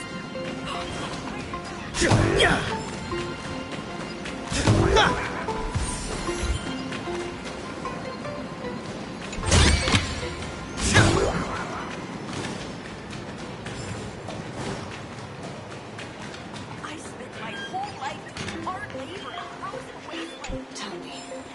Death rewards me with hot springs. There's still a chance for me to turn my life around.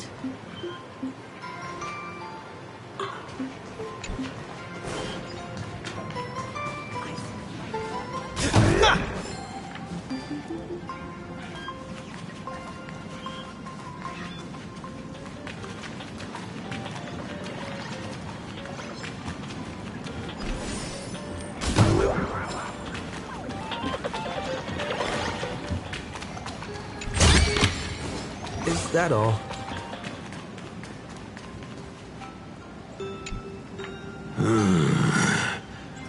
I sense more stray thoughts and disturbance in the water. The Imaginae of today are far too restless.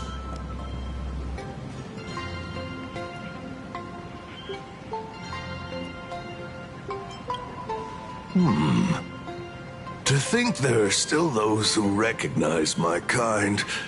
You are quite well informed. The humans here call me Sudscour, a filthy name, but fitting for this frail and wretched form. Are you here at the hot springs to wash away your stray thoughts? Or just to chat with the last kappa of Ahatopia? Well, as you see, my kin have either been swallowed by the muddy currents or have fled into the canvas. Long, long ago, my people lived in every river and pond in Ahatopia. We tended the crops for the artists, and in return, they painted our descendants into existence.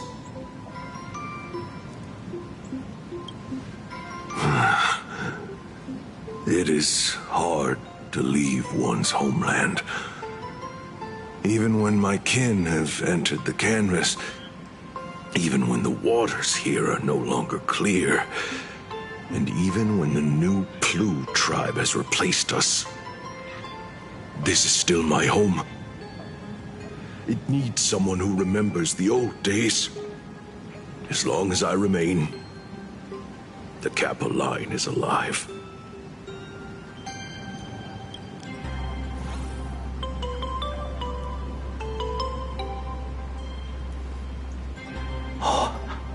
Lady Graphia is the one who guided all Imaginae. Her name shines like moonlight through my dimming memories. Back then, the demons from beyond swept in like a dark tide. The filth and flames they brought could turn even the clearest stream into a toxic swamp. We Kappa were weak and could only shiver at the bottom of the rivers, but it was Lady Graphia who found us. She encouraged us, saying that every drop of clean water held power against the darkness. She taught us how to use water to protect the displaced mortals and wash away those impure monsters. Though our impact was limited, that was the most heroic era for my kind.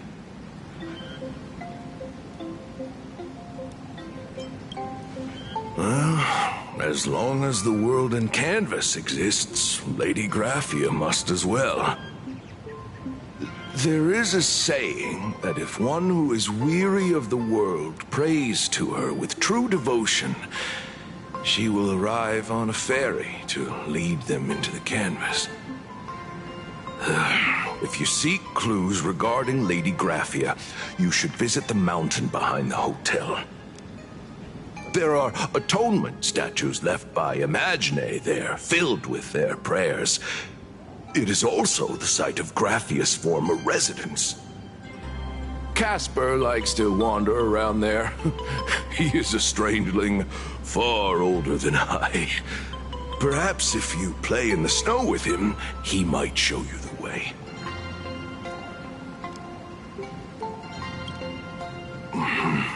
That is all I can tell you. After all, I am just a stubborn old Kappa, trying to keep this one pool of water a little cleaner.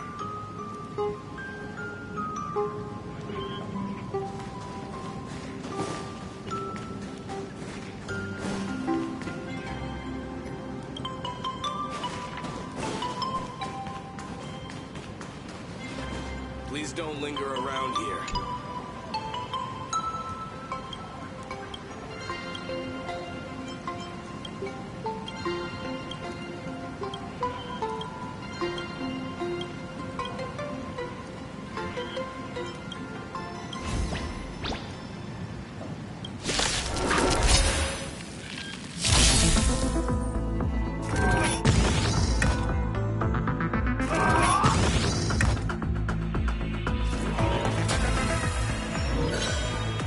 absolute top-tier play. Here it comes! Unlimited firepower!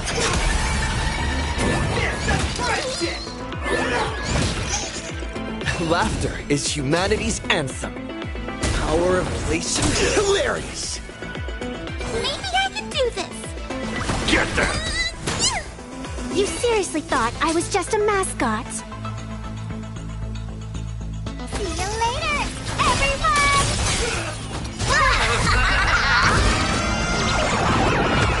All martial arts are mine to command. Or done! You stepped out of line.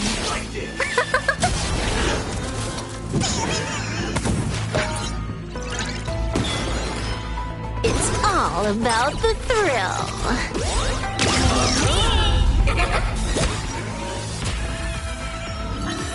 So, who's the real boss here?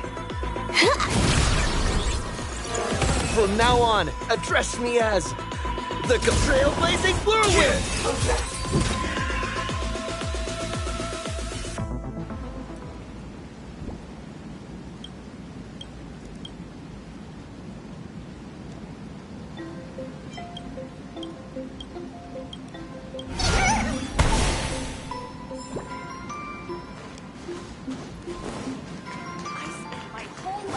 Let's rock!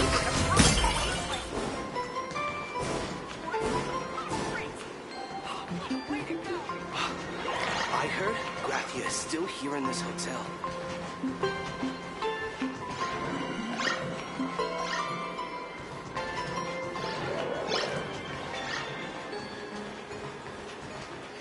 Tell me, is there still a chance for me to turn my life around?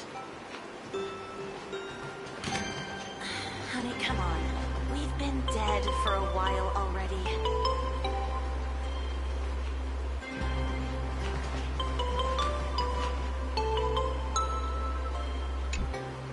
So, you're here looking for Graphia's whereabouts on behalf of that Intellitron executive. I think it's unlikely that the mother of Imogenesis will see her. If she wanted to see her, it would already have happened. The IPC has practically turned the world and canvas upside down. You know this, right? Over 140 years ago, they brought in hackers from Punklord and did everything they could to blast open the passage between reality and the world and canvas. I think disturbing her world and canvas like that must have upset the mother of Imogenesis.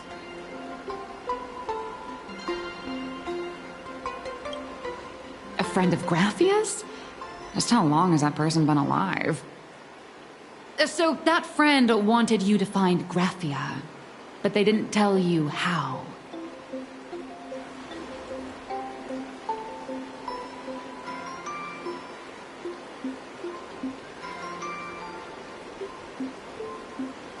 The only thing Avanessia left that could be a token is the mask she painted herself, right?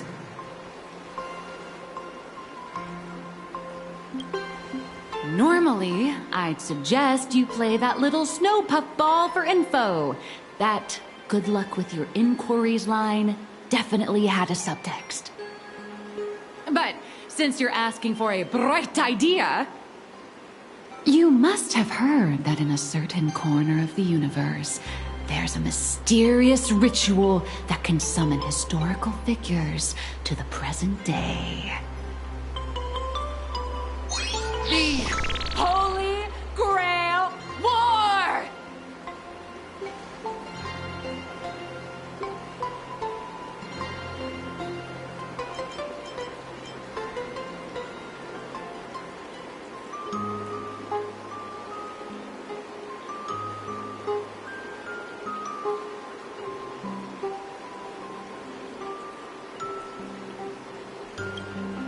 Oh, right!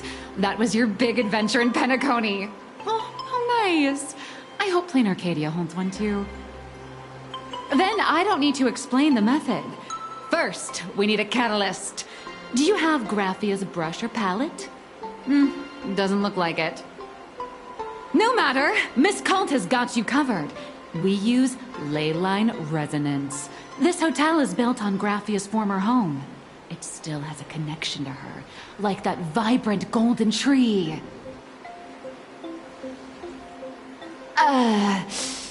Wait, you aren't actually falling for this, are you?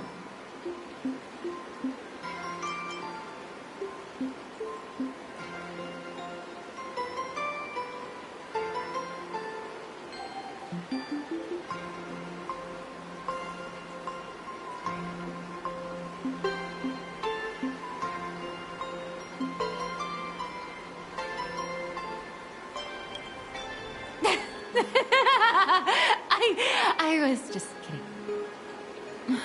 Sorry. I was just trying to lift the mood. Oh, honestly, I'm a chronic deadline misser who can barely save her own skin. How am I supposed to help you? I've heard enough. Break time is over, Miss Nihilux. Now that you understand your situation, stop wasting time. Start drawing! I just checked in, and I have to work already? I'm not some fully automated painting Mechatron. You do know that, right? A Mechatron can run for hundreds of hours straight. You cannot. That's exactly why every second counts. Now right this second, start increasing your value as a quality asset. Hey, wait! This is kidnapping! Little raccoon, help me!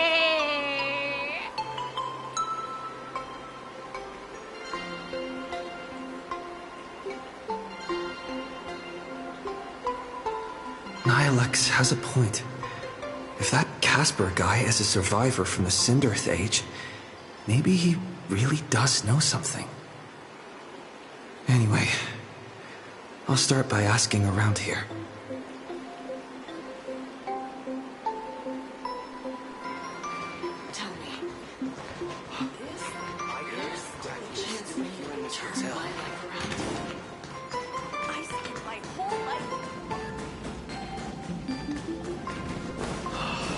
This glass of milk reminds me of my grandma.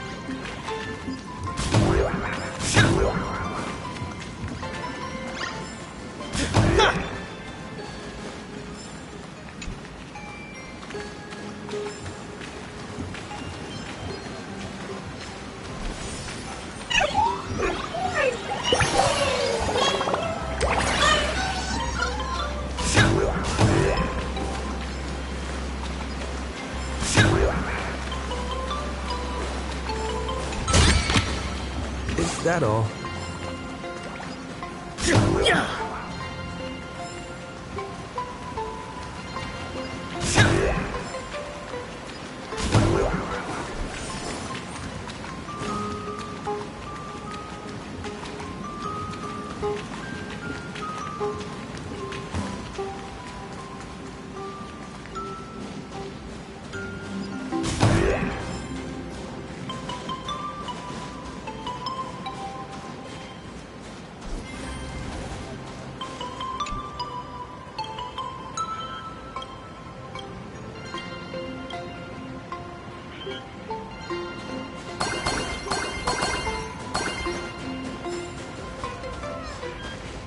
Casper?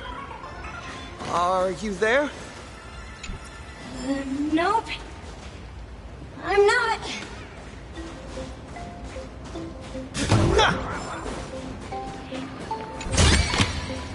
Looks good.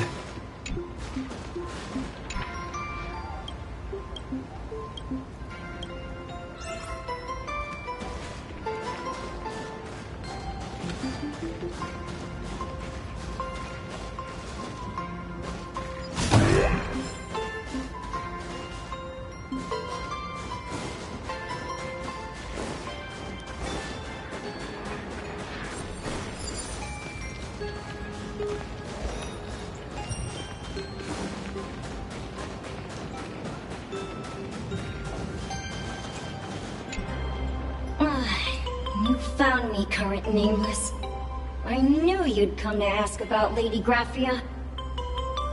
But if I try too hard to remember things from such a long, long time ago, my soft, squishy head starts to throb, and then I start melting.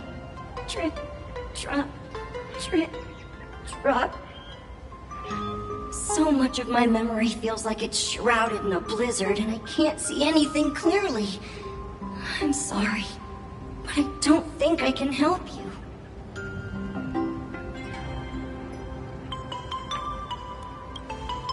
A snowball fight? The game, the name, it feels so familiar. It feels like I had snowball fights every single day a long time ago. Shaping the snow into balls and flinging them at whatever strange intruders came barging in. Well then, come at me, Nameless. I'm a snowball fight veteran. I won't lose.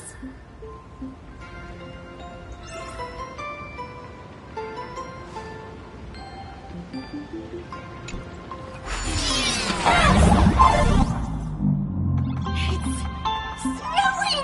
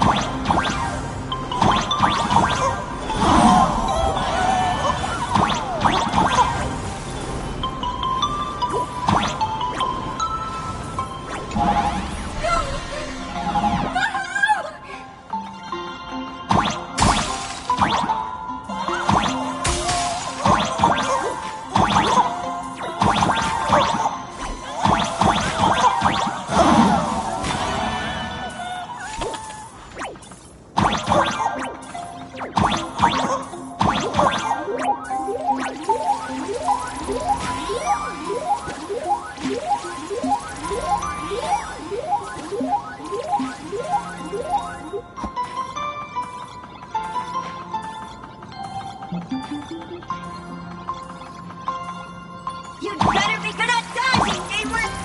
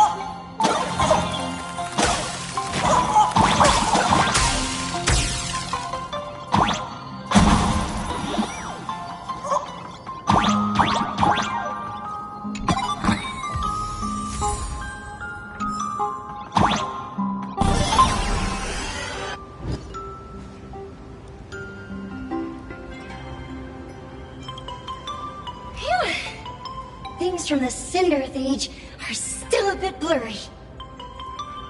But I definitely met Lady Graphia. I had snowball fights with her. She was a great painter who led us in snowball fights. She'd even paint portraits for everyone. Back then, when we wanted to see her, we'd go to her doorstep, light the ground lamps, and shout, "Snowball fight!" Then Lady Graphia would poke her head out of the window upstairs, unfurl the scroll, and whoosh! Slide right down into the snow. Then we'd have snowball fights against the Void Rangers together, under the giant moon. If we won, I got to swallow the Void Rangers whole. They were so crispy and tasty. There was someone else. Just thinking about them makes my blood boil. He was a snowball fight master. I remember one time 8 of us teamed up to challenge him. But that guy knocked us all down with his snowballs like it was nothing. All from so far away. 6 of my friends were lying on the ground feeling beat. Losing the game got everyone so down that no one uttered a word. As for me, I think I got hit right in the neck. I saw my own giant body thud onto the ground, and my chin felt ice cold. 8 people in the Phantasmoon games? Perhaps Snowball Fight is a euphemism for the Cinderth Age Wars? So in that round of the Phantasmoon games, Graphia must have fought a terrifyingly powerful opponent. It seems only she and Casper survived the fight. I saw her once. Just once. By then, Ahatopia had already been transported into the canvas.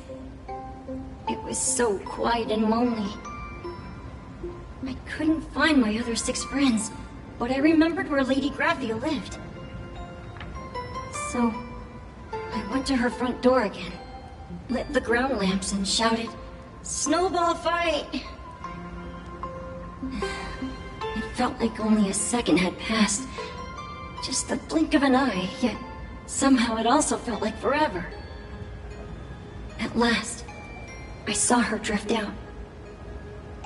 She held me and cried, saying, "I'm sorry, and you've done well," over and over. It was just one lost game. We could have just won it back some other time, but that was the last I saw of her.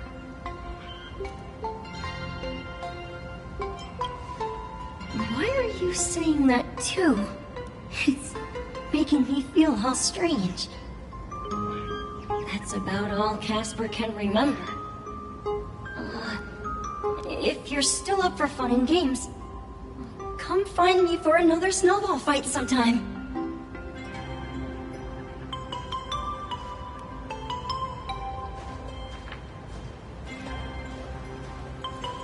So, to summarize, Casper likes to light the ground lamps and call for her near Graphia's old home. Now, where can I find those ground lamps?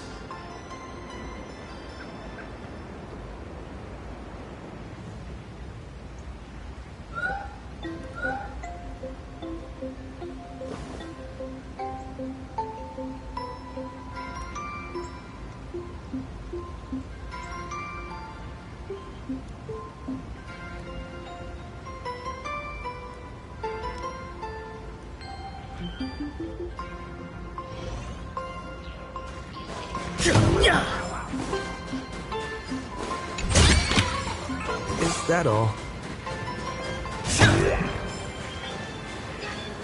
Even next to such a lively hot spring hotel, there's a secluded mountain path like these atonement statues all look like small animals.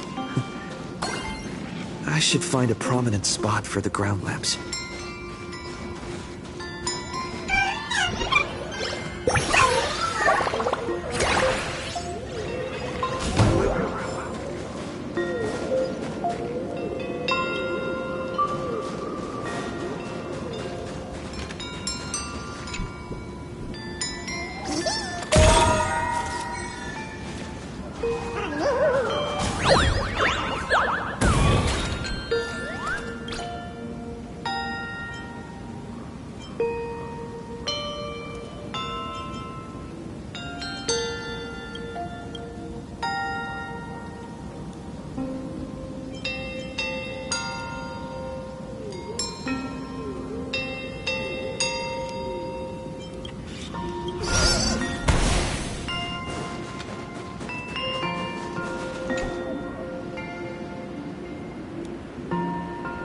These two little lamps don't look reliable at all. Whatever. It's not like I have any other way.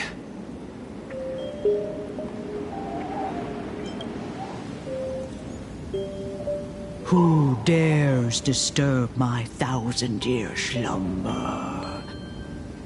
Not only will I refuse to grant you 3 wishes, I shall also lock you in my canvas to suffer in my stead!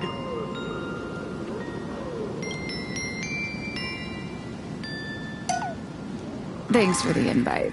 I'm not quite dead yet, but I don't feel alive either.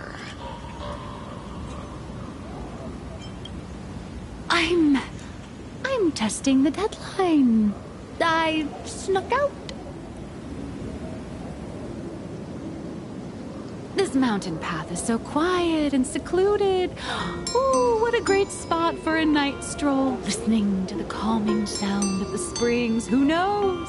Maybe my inspiration will flow again like these waters.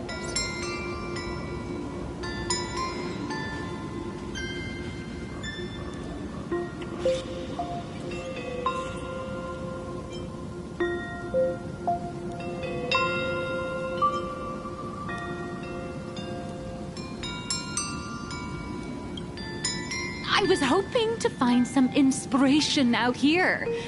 With those 2 goons breathing down my neck, anyone would hit a complete creative block.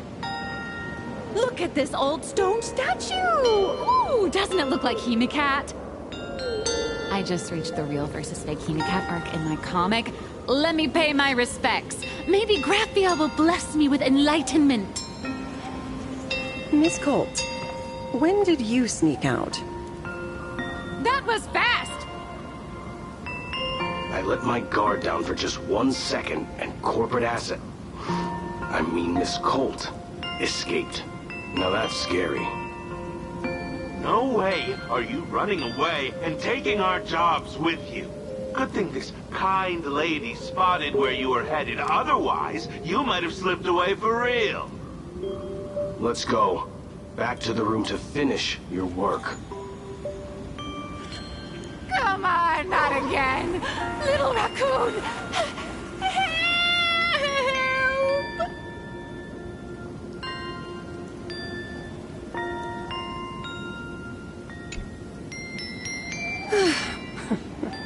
Being an artist sure is grueling. I remember being held in a room and watched by 6 or 7 people, too. I wasn't allowed to leave until I finished painting either.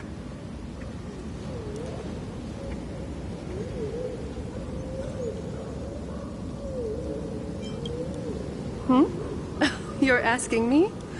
Weren't you the one searching so desperately for me? My name is Murata Graphia, guardian of the world in canvas. It is a pleasure to meet you, nameless of the Astral Express. You're saying... you are Graphia? She really does look a lot like Himiko.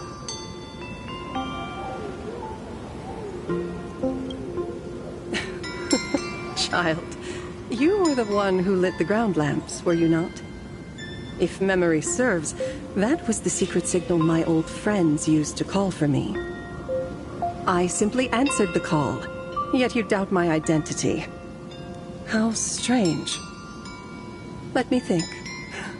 I believe I know why you've come to find me. The arbitrator of the Phantasmoon Games asked you to tell me that our old enemy, the Demon Lord from Beyond, has returned. Am I correct? Since Ahatopia's in canvassing, Evanescia and I agreed to guard reality and the world in canvas separately, never to meet again.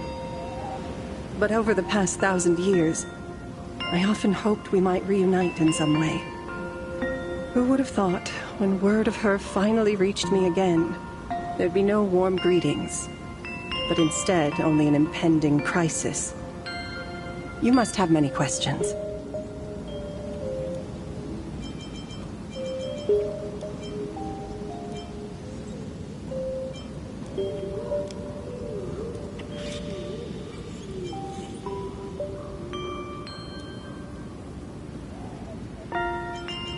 My, you certainly have a lot of questions. But before I enlighten you, during the Sindirth Age, that demon lord from beyond once took the form of a friend to infiltrate the Resistance, causing catastrophic casualties. I must confirm your identity, Nameless. Do you carry a token from Evanesia?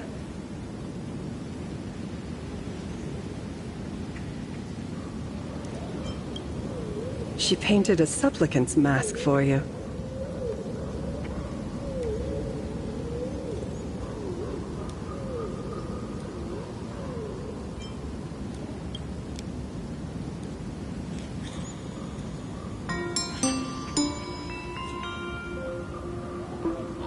The secrets you seek are many and tangled.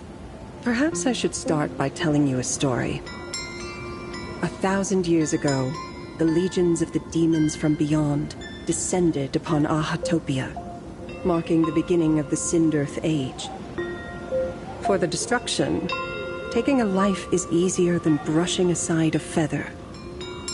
Among the countless victims, a baby girl was saved by a painter from the brink of death. He took her in as his daughter and named her Graphia. To protect his daughter, the painter kept her confined to their home. While the fires of disaster swept across the land, Graphia lived in seclusion. Until one day, a falling star streaked across the dark sky, and a deafening roar shattered the silence of the wasteland.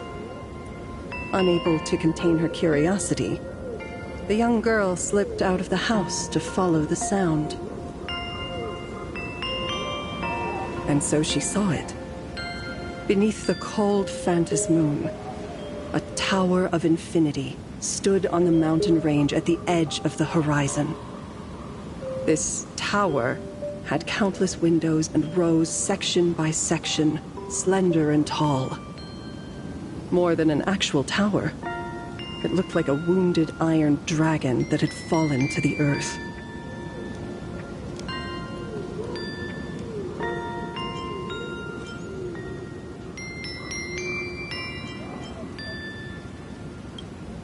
Indeed. That tower, which stood only for a moment, was the crashed Astral Express. And Graphia's family name, Murata, came from the wondrous sight she saw. At the time, the wrecked train was surrounded by countless abominable monsters. Amidst these foul enemies, a few warriors in strange attire fought tirelessly. But they fell, one by one, unable to withstand the endless tide of monsters. It was only much later that Graphia understood that those who fought and died for Ahatopia shared a common name. The Nameless, who walked the path of the Trailblaze. That was the day that Graphia stepped into the mortal world. Her life as the mother of Imogenesis began. In a long, drawn-out war, fought at a severe disadvantage.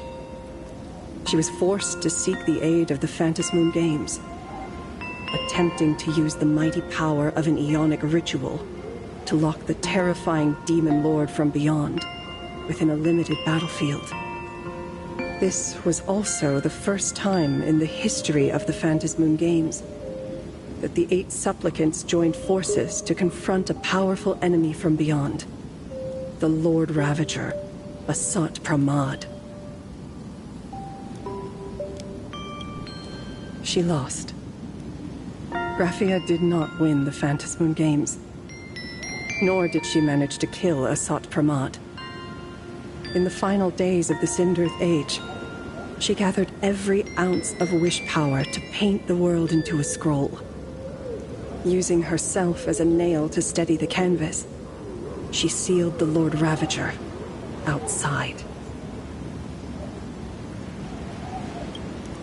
Yes. As long as the scroll still enshrouds reality, he won't be able to lay a finger on the Leviathan's remains buried deep within Ahatopia. The story is over. I have received Evanesia's message. I also have a token I'd like you to give her. Please, let us journey together to the other side. So, are we leaving right now?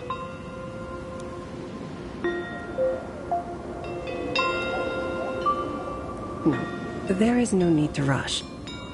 You have a friend here who is lingering with a heart full of farewells. You mean... Blade? Follow this path down to the riverbank of Myriad Wish Grove. You'll find many Wispe gathered there. When you are ready, choose a Wispe. Whisper Graphia's name and your wish to cross over to the other shore. Then release the Wispe into the river. When the time comes, I will bring the ferry to deliver you into the canvas. Graphia vanished. How elusive. Anyway, I should head to the riverbank of Myriad Wishgrove first.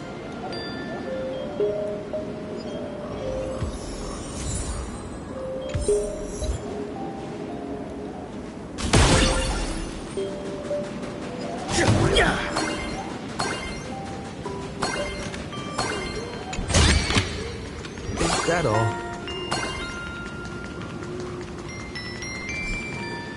I've heard that in the same forest, giant trees will fight each other for nutrients. How about this? We just feed Shuhu to that tree in the courtyard. It would save us a long trip. Say something. Didn't know you were a forestry expert. I'm not joking. I'm serious. If the Elwood absorbed another emanator of abundance, it would likely bring about an even greater catastrophe. Right now, there is no other option besides the Veracity Husk. If the abundance grows too strong, the Ambrosial Arbor loses control, and the Arcadia is doomed. If the abundance is too weak, the husk spirals out of control, and the Arcadia is doomed just the same. It's called an Arcadia, but the whole thing is built on a razor's edge. Does that mean the essence of the elation is just dark humor? You're afraid. I'm not. I respect your choice.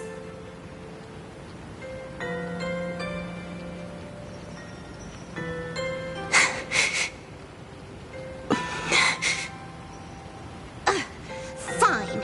You're right. I'm afraid. So what?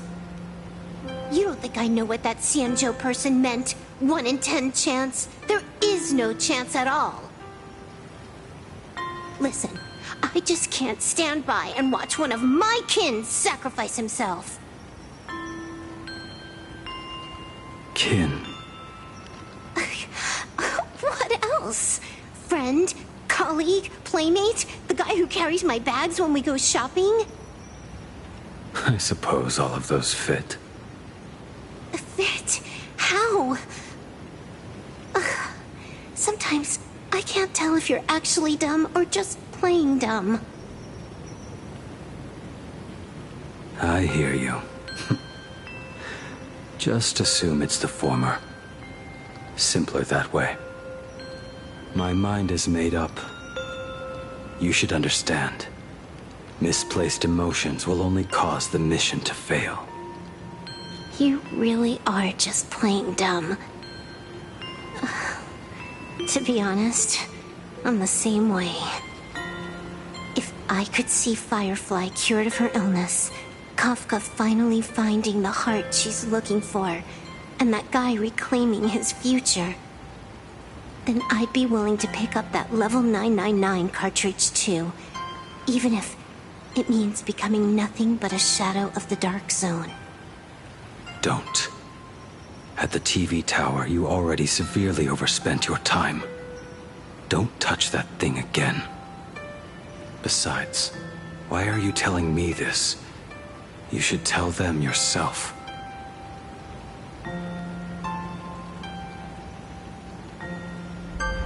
Because just like you, I'm a total, stuck-up softie. Happy now? Feel better? No.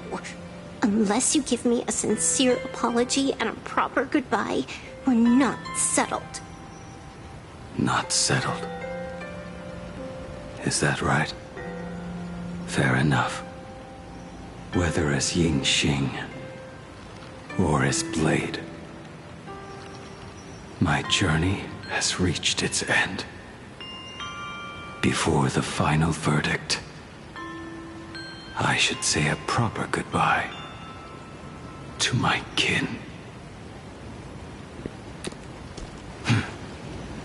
Who's there?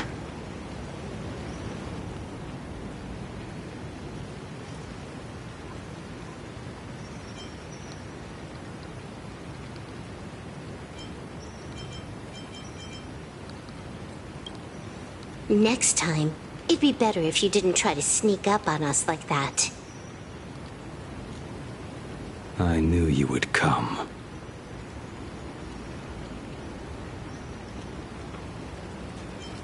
I met the legendary Graphia. She told me a way to enter the world in canvas. If we simply chant her name and release a Wispe into the river, she'll come to ferry us. A legend from 1,000 years ago. And she's actually still alive? It really makes sense. After all, you two are practically the same age. Knowing that gives me a bit more hope that you can actually make it back. Then let's begin.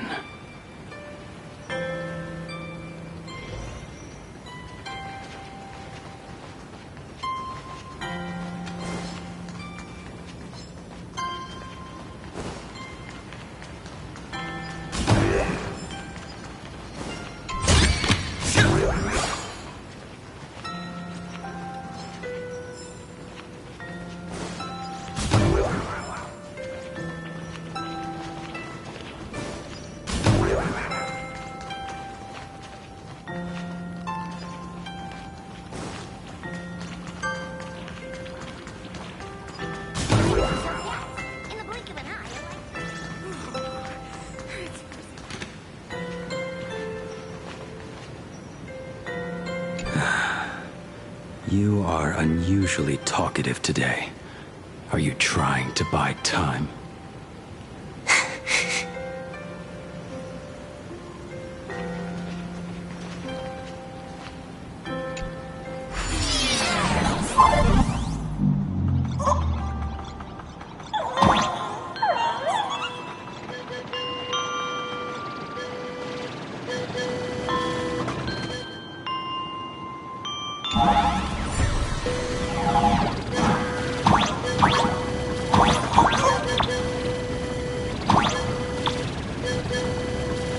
Little one, I choose you. Everyone, let's go find Graphia! World to canvas, here I come! That should do it, right?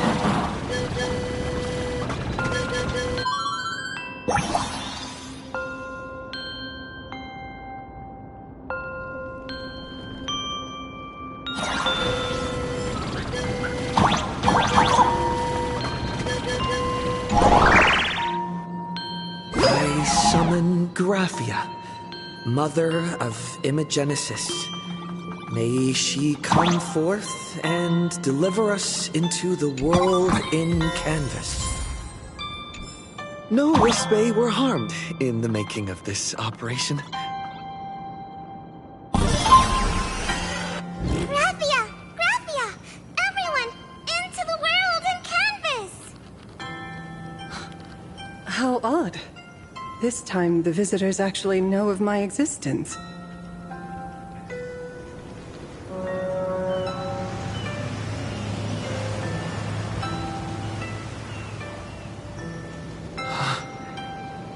strange. Why is the boat coming from downstream?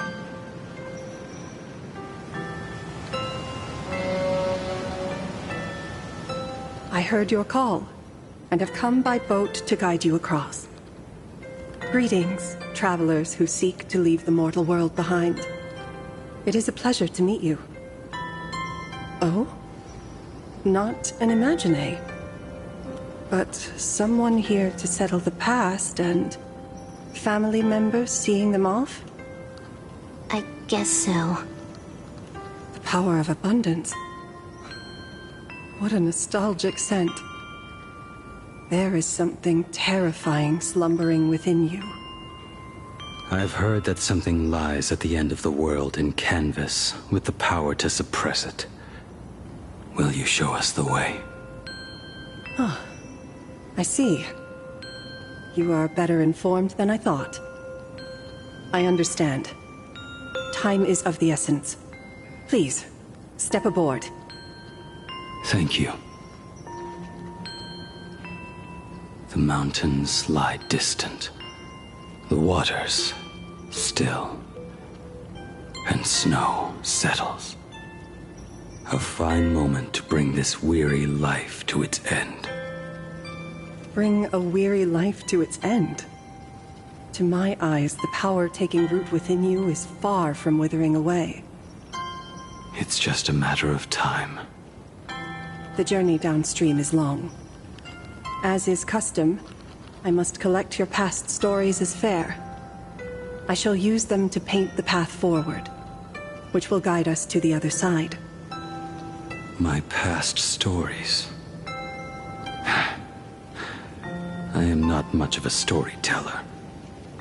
There is no need to weave your thoughts into a complete story. A single memory, a single breath. These too are parts of your past. Only by letting go of the past can you truly set forth with an open heart. Is that not so? Go ahead. Say something. I'm curious too.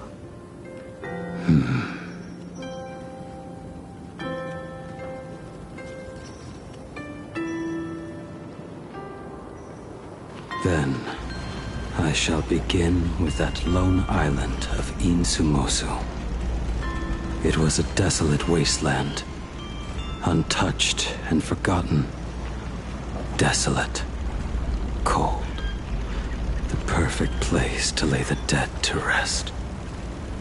I planted rusted, broken blades in the wasteland as a mark of my departure. Little did I know that even after joining the Stellaron Hunters, I would find myself returning there time and again, bringing along a few new swords with me. Their owners, some of them sought my life, only to fall by my hand. Others simply wished to see me one last time, as their own lives flickered out. I was once a craftsman, and those swords, they were all my own creations. I raised those wordless monuments for my old friends, one by one, until they became a forest of broken blades. And what about me and my sword? When will it finally join them in that forest? Nice. I will follow your words with my brush and paint the ideal end.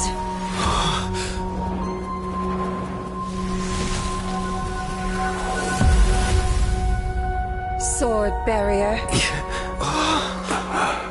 We've reached the shore you've been seeking. What is this place? This is the world in canvas. A mirror to your soul, blooming as your heart dictates. May this meadow be everything you wished for. Superb artistry. And yet, I thought you would paint the desolation within me instead. Desolation? I saw no desolation in your story. Instead, I found the lingering regrets of a master craftsman. The fire that tempers black steel and shapes 100 blades does not burn upon the forge or anvil. It burns within your heart. That spark within you has yet to fade. It is why this plane has chosen to bloom into flowers. We've got no clue what you two are on about with all this cryptic talk. But you smiled just now, didn't you? No, I didn't. We should go.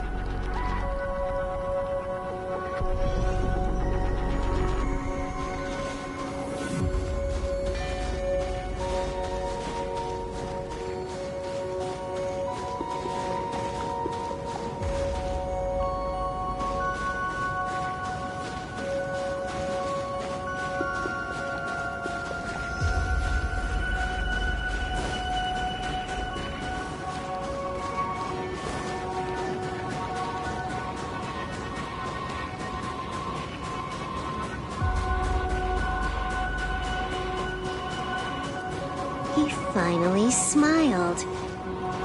I'm actually the one who can't even smile. This sucks.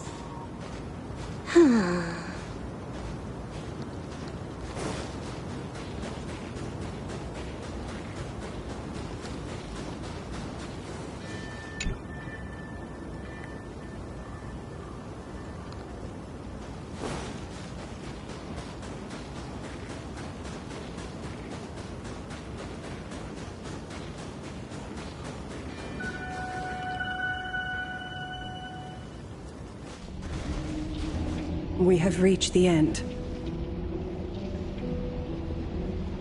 That blue maw. So, this is it. Correct. Driven by the buried secrets of Ahatopia, you have come seeking liberation. And now, I have shown you the silhouette of the beast's maw. If you should find a way to get out, I ask that you swear to keep this secret.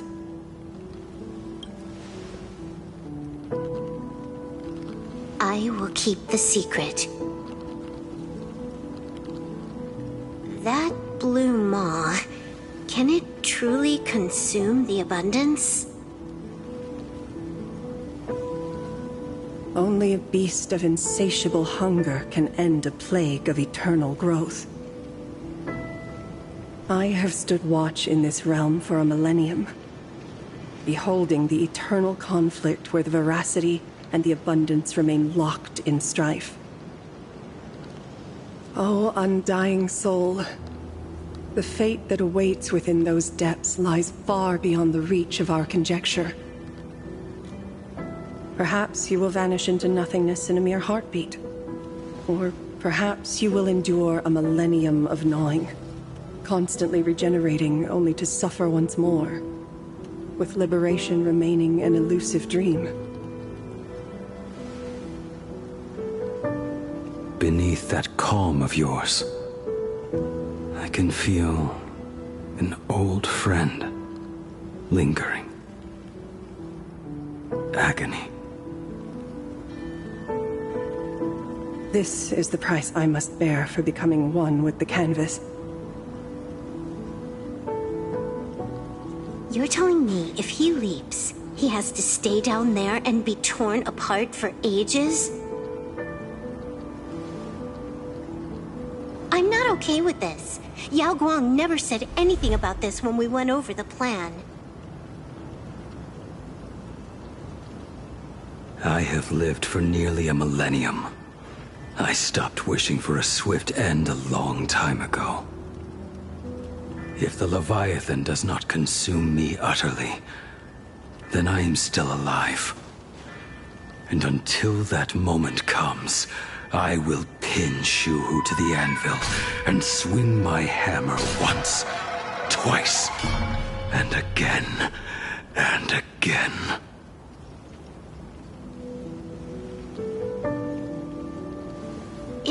really no other way?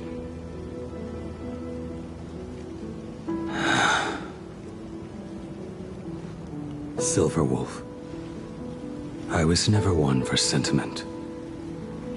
I'll only say this. In my past life as a smith, I made it a point to forge something for those friends I found tolerable. But ever since I joined the Stellaron Hunters... Oh, right, I get it. You want me to go back and take apart that box Kafka uses as a footrest, right? You already took it apart? A long time ago. Quite a few treasures in there. A master-crafted blade, a game controller, and a portable reactor. That's the armor core, reforged from the remains of the Glamoth Queen. Oh, and a cat-scratching post. When did you find out about these items? You? You mean we. We all found out. Think you hid it that well? Please, give me a break. We're a pro team, you know.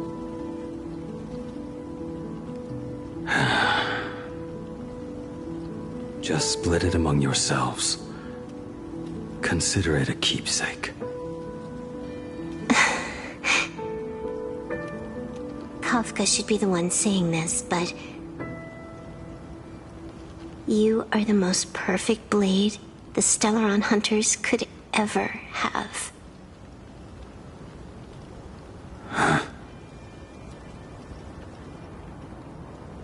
Just a broken blade.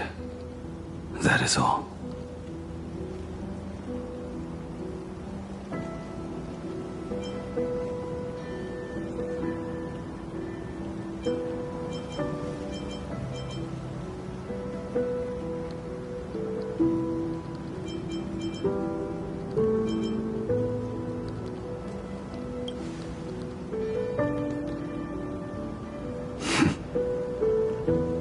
Thank you.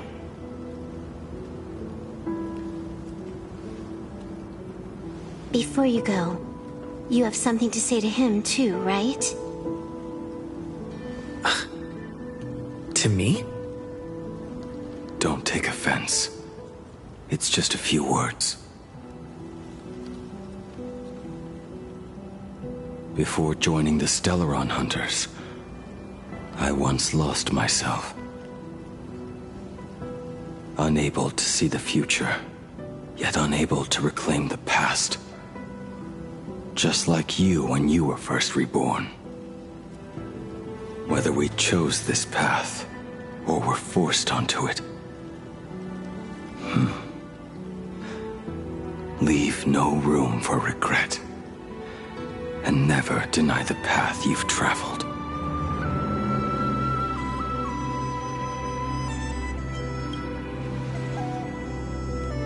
Then, let it be.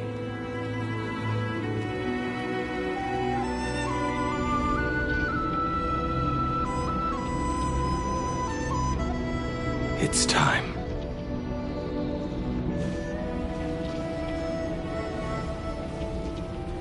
Do you still remember that passphrase?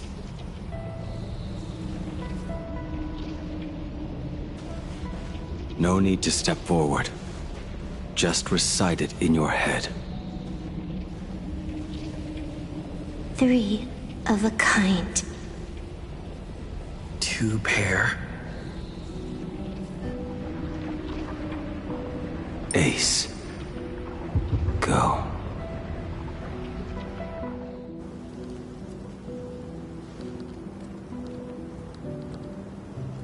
Farewell.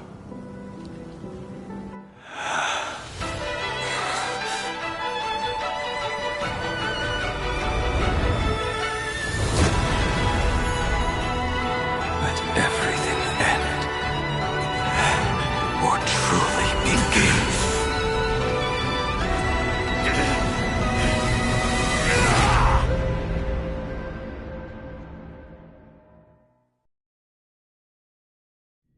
In the final moments of your life, what will flicker through your mind?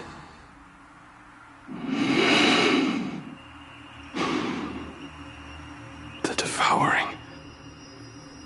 Has it begun? How much time has passed?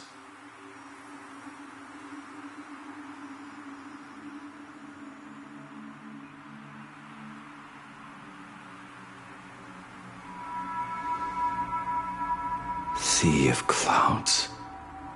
Ambrosial arbor.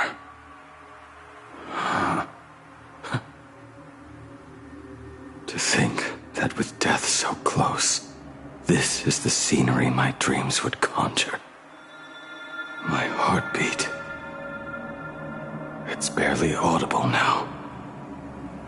Shuhu. Are you still alive? Am I still alive?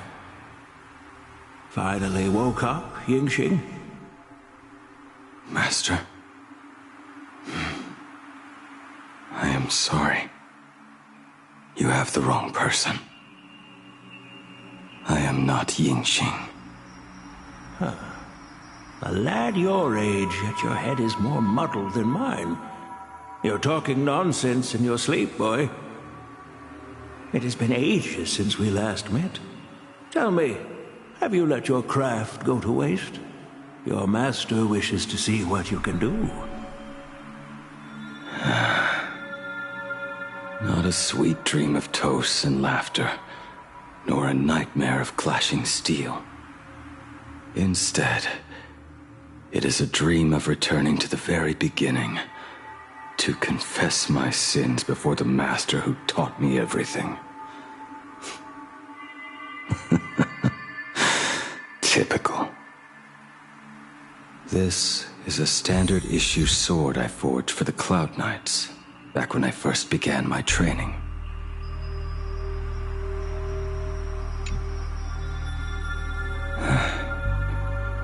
Looking at it now, it is a crude piece of work.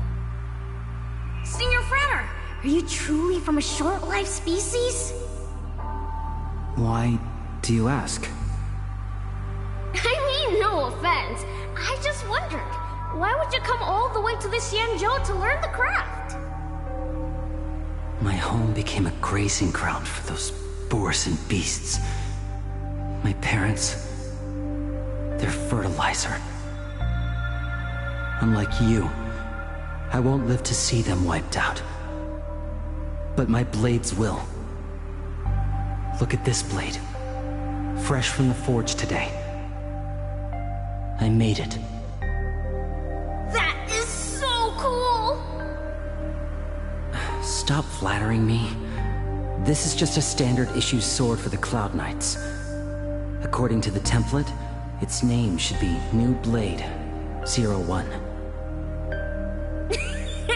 Senior Frater, how could you so thoughtlessly name your own creation? The very first assignment Elder Huayan gave his disciples is what defines a blade. He always says a name carries the weapon's destiny. A lone cloud drifts. A crane departs the woods. Let's call it Departure, Junior Frater. Senior Frater, I thought you'd go with Lone Cloud or Guiyun.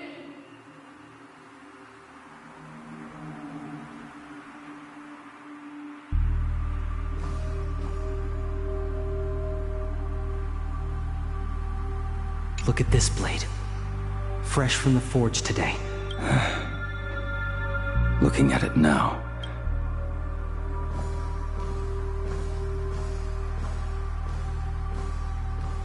Bai Hung, and that bow I forged for her.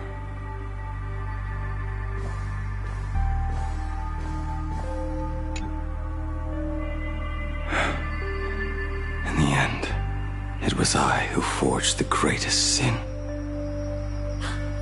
For me? Thank you. I told you, didn't I? As long as you set your heart on what you love, nothing can stop you. Hey, Hey, did you give this bow a name? I named this bow Lure after a mythical steed from the primeval Imperium.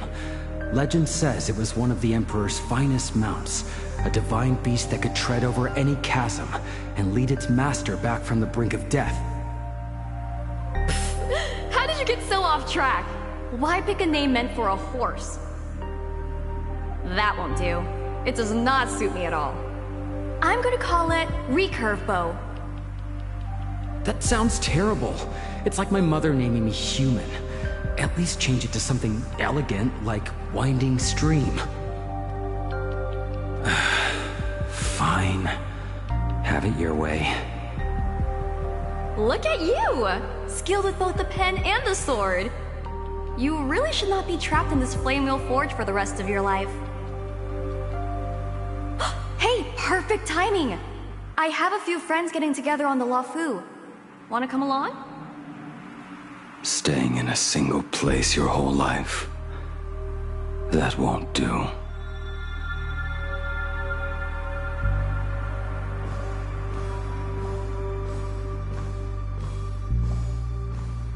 Jing Yuan's Devastator Glaive. The weapon I promised to forge for him all those years ago.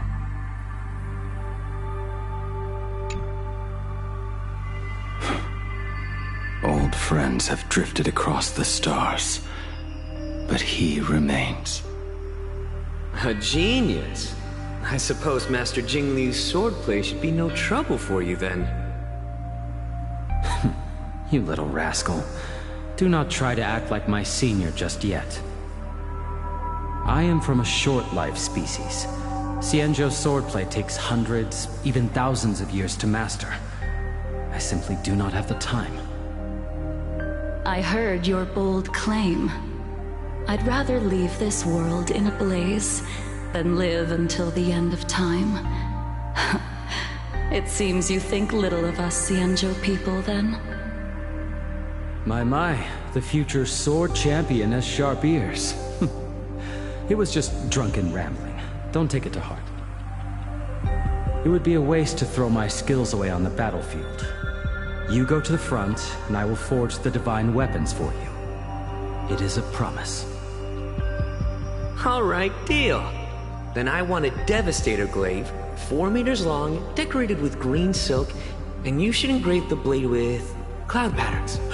Or maybe lightning. Wait until you have grown a bit taller. Then it is settled. When the time comes, you shall arm each of us with a weapon of our own. Let us face the fires of war in your place, and handle all that tedious business on your behalf. Come, friends, drink up. We 5 come from all walks of life, but here and now, we are one. Together, we shall bring glory to the Xianzhou, and peace to all who dwell beneath the stars. By the rainbow and the 10 lords, if I betray our bond, let all of existence hunt me down.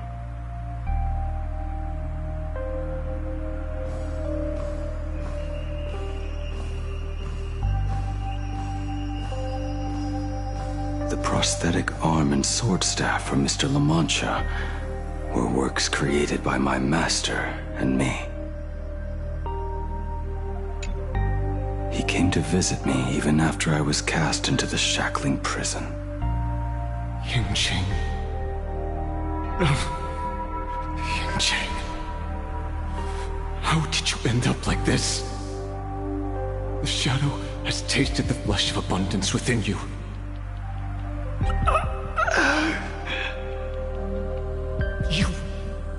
You cannot even speak anymore. Yingqing, look at me. Lift your head. It was only thanks to you and your master that the shadow of veracity was sealed. I owe you both a debt of gratitude. So I have but one question. Do you want out? If so, just nod. There is always a way out. Just Give the word, and I will carve a bloody path to get you out. Right now.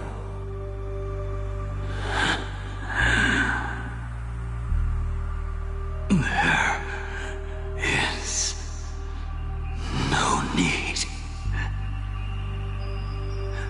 I must atone for my sins. Perhaps if I had taken you away from Flamewheel Forge back then, your fate would have been entirely different. I respect your choice, just as I did all those years ago. Pity. So much in this world does not go as we wish.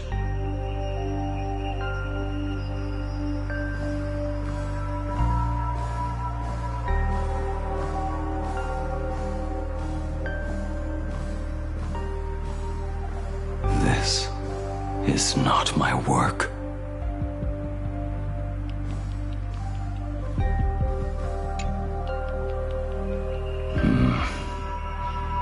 This was where my life as Blade began. So you're Blade. You sound like quite the expert on swords. Oh, good timing. What do you make of the sword she's carrying? The blade itself is fine, but the technique is wrong. Swordsmanship is no song and dance. Power starts at the feet.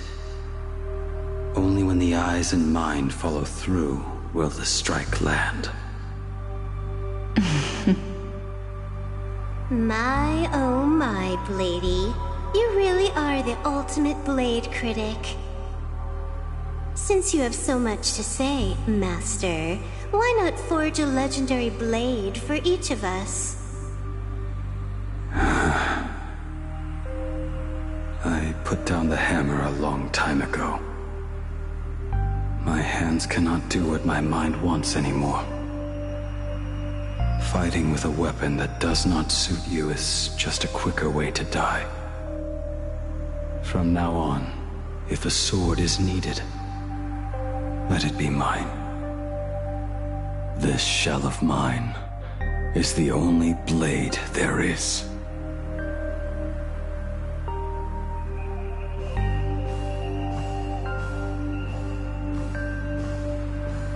A weapon given by Ying Xing to an old friend.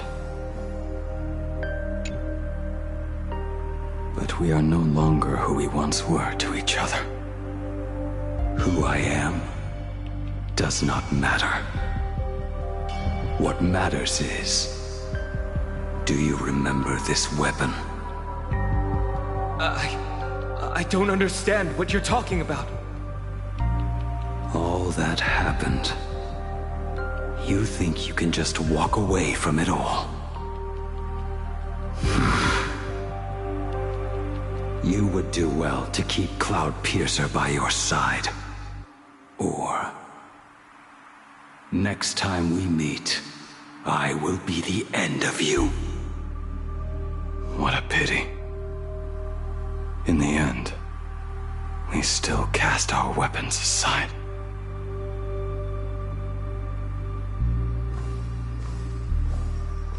Apprentice, come here. Finally. Is the end in sight?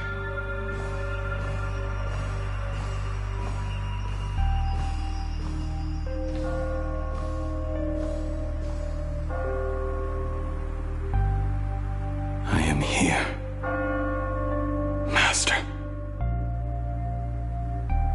Good. I have waited a long time for you. You have seen every blade I have forged in this life.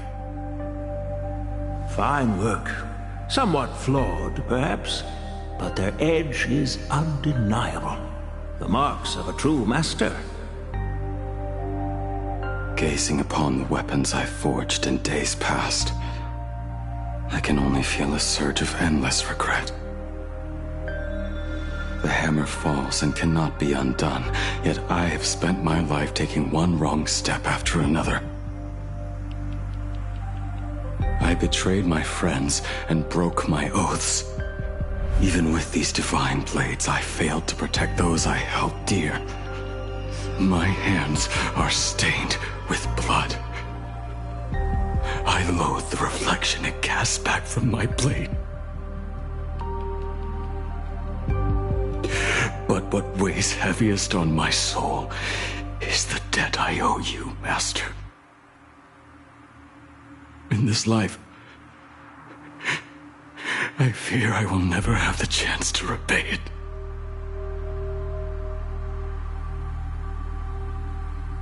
Let it all out. You feel a bit lighter now, don't you? But isn't there one last piece you have yet to show me?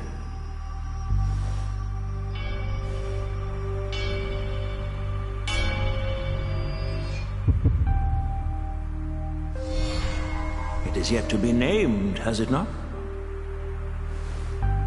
That is a mere scrap from the forging of Shard Sword. I hid it away, fearing it would bring shame upon our school. Master, how did you... Can a mere boy keep secrets from his master? I entrusted General Yao Guang to bring it to you. Since the day you left, I have kept this blade hung in the hall, gazing upon it daily. That raw, youthful spirit within it, it burns to the touch. It is the same light that shone in your eyes the day you bowed to me. It is the keen edge of a craftsman. I am but rusted scrap now. My light has long since faded. This is where I belong. Buried.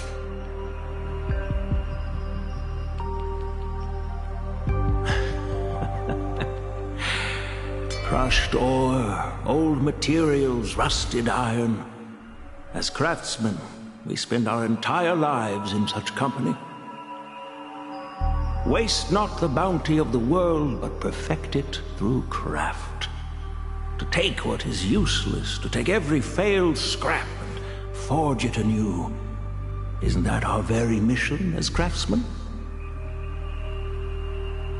Even for a life that has reached its end. A life built on nothing but mistakes.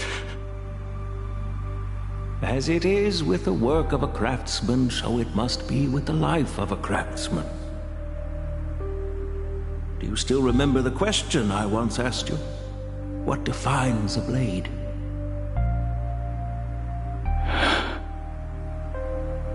The answer already lies within you. Go now, and forge it anew.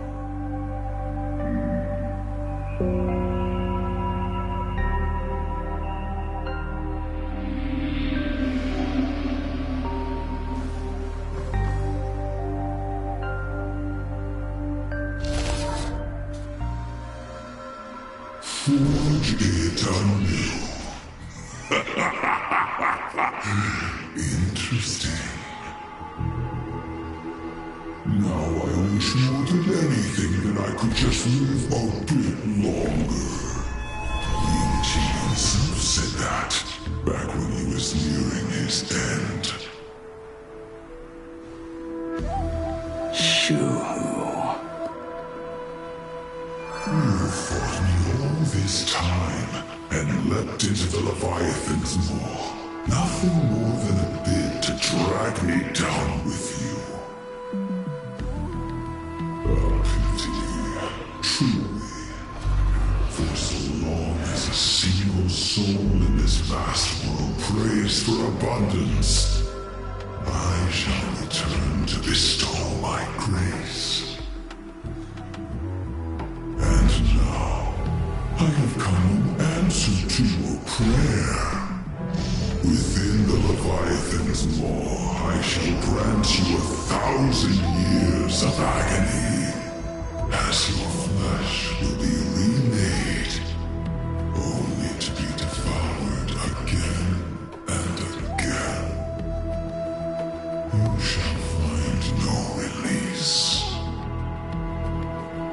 Is this not exactly what you call forge it anew? Poor child. You and the Cienjo citizens are always so short-sighted. Trapped in this waking dream called life, you cling to what is gone and tremble at the thought of being forgotten. Yet when I come to carve through your flesh and awaken your minds, you spurn my beautiful gift. You were once a master craftsman. You should know best about the beauty of shaping. I can grant you the power of reshaping life and death, bringing those you loved and lost back to life. Let your friends return to this world again and again, giving you the chance to right every single wrong. Righting wrongs. You mean by carving out more walking husks like me? Things that crave an end they can never reach? That is but a fleeting pang, a necessary tempering on the path to eternity. If you persist in spurning this gift, this maw shall become your prison for all time.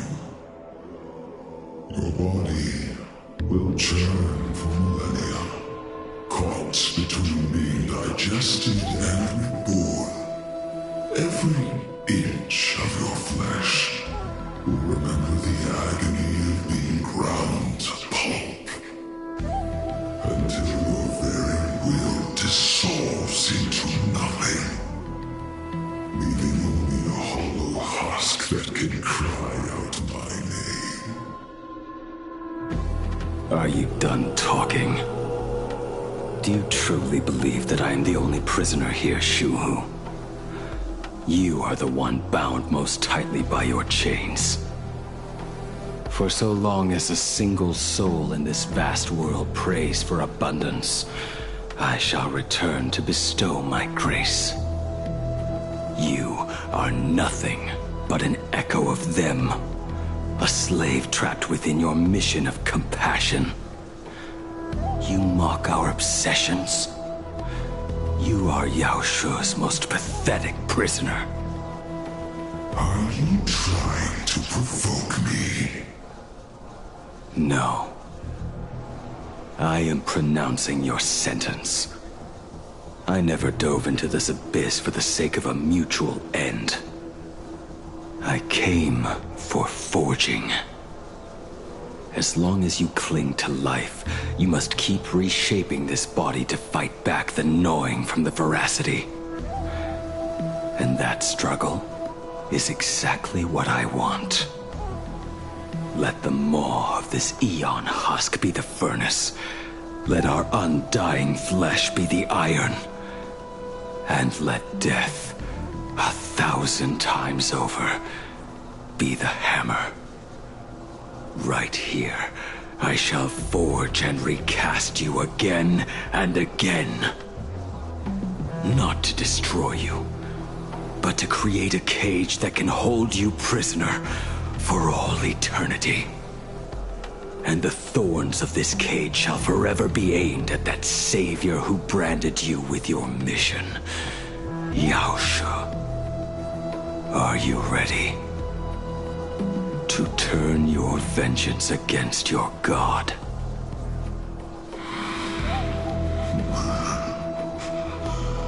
I see now. So, this is how you forge it anew. Very well. Let us see how this duel between the condemned unfolds. This forging within the furnace. In the end, which of us shall forge the other into a blade?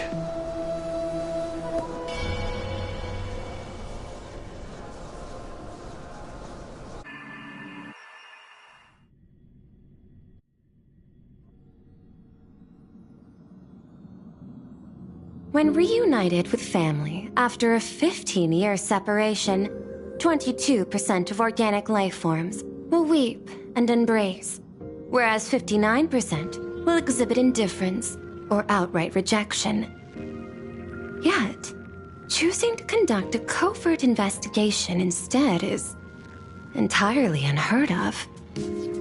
You harbor suspicions regarding Mr. Ryusuke. Why is that, Miss Himiko? Before Star Rail Fest began, I stopped by his office to look for the family's records on the Phantom Moon games. Out of concern, or perhaps curiosity, I leafed through his portfolio. The artwork was magnificent, with each piece serving as a microcosm of a different planet. That was when it suddenly dawned on me. 5 of the worlds he captured in these paintings are now gone. Lost to the fires of war waged by the Antimatter Legion. Just as you suspected, Mr. Ryusuke's travels have been highly suspicious. In the year 1969 of the Arcadian calendar, he traveled to the Delcor Ring to sculpt a statue for the Doctors of Chaos. 2 years later, the IPC received word that the last local resistance group had rejected all aid and launched a suicide charge against the Legion. Also, in 1984 of the Arcadian calendar, he traveled alone to the planet Goliath's Shepherd. After a century of resistance in the fires of war, the planet was officially declared dead 9 years later. Both incidents point back to a single culprit. The Lord Ravager Asat Pramod. However, there is also evidence suggesting that Mr. Ryusuke was still in Plain Arcadia when Asat Pramod appeared. Additionally, the IPC recovered a commission he received. It read, "Please carve a trace of our lasting glory, just before the world meets its destruction." He accepted the commission, even though he knew the Legion had surrounded the planet? Legends of the Graphia clan abound within Plain Arcadia. To this day, many believe the Weathering Curse is a scar seared into your very bloodline from Graphia's struggle against the Legion. Conjecture. Mr. Ryusuke was tracking the demon from beyond. He likely believed that finding him was the key to breaking the Graphia clan's curse. Any other conjectures? There is another possibility. Please forgive me if this sounds out of line. There is a 52% probability that Mr. Ryusuke was being used by Asat Pramod. He might have even chosen to work for him. I'll have a word with him. I'll leave it in your hands, Miss Himiko. Dad, do you have a minute to talk? I do. I'm 1000% free for you.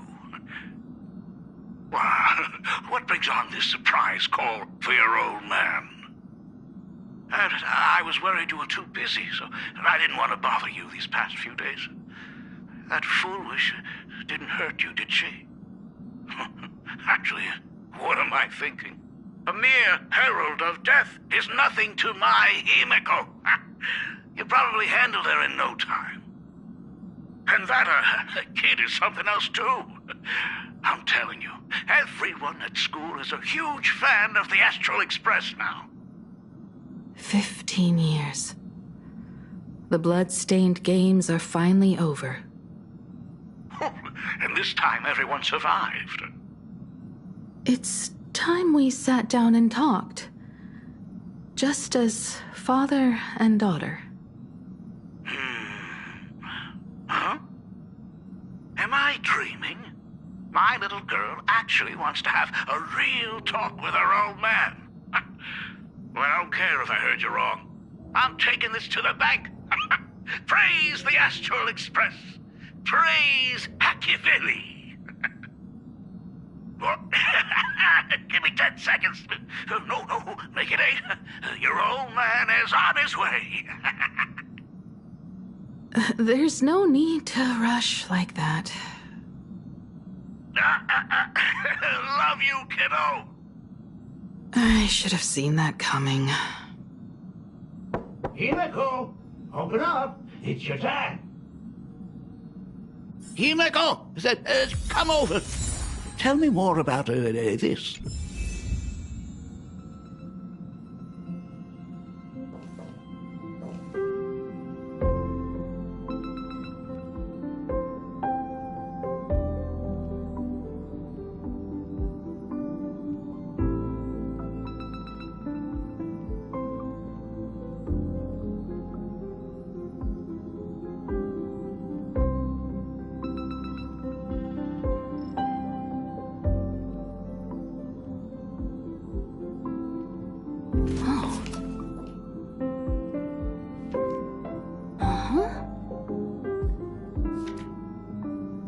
Huh?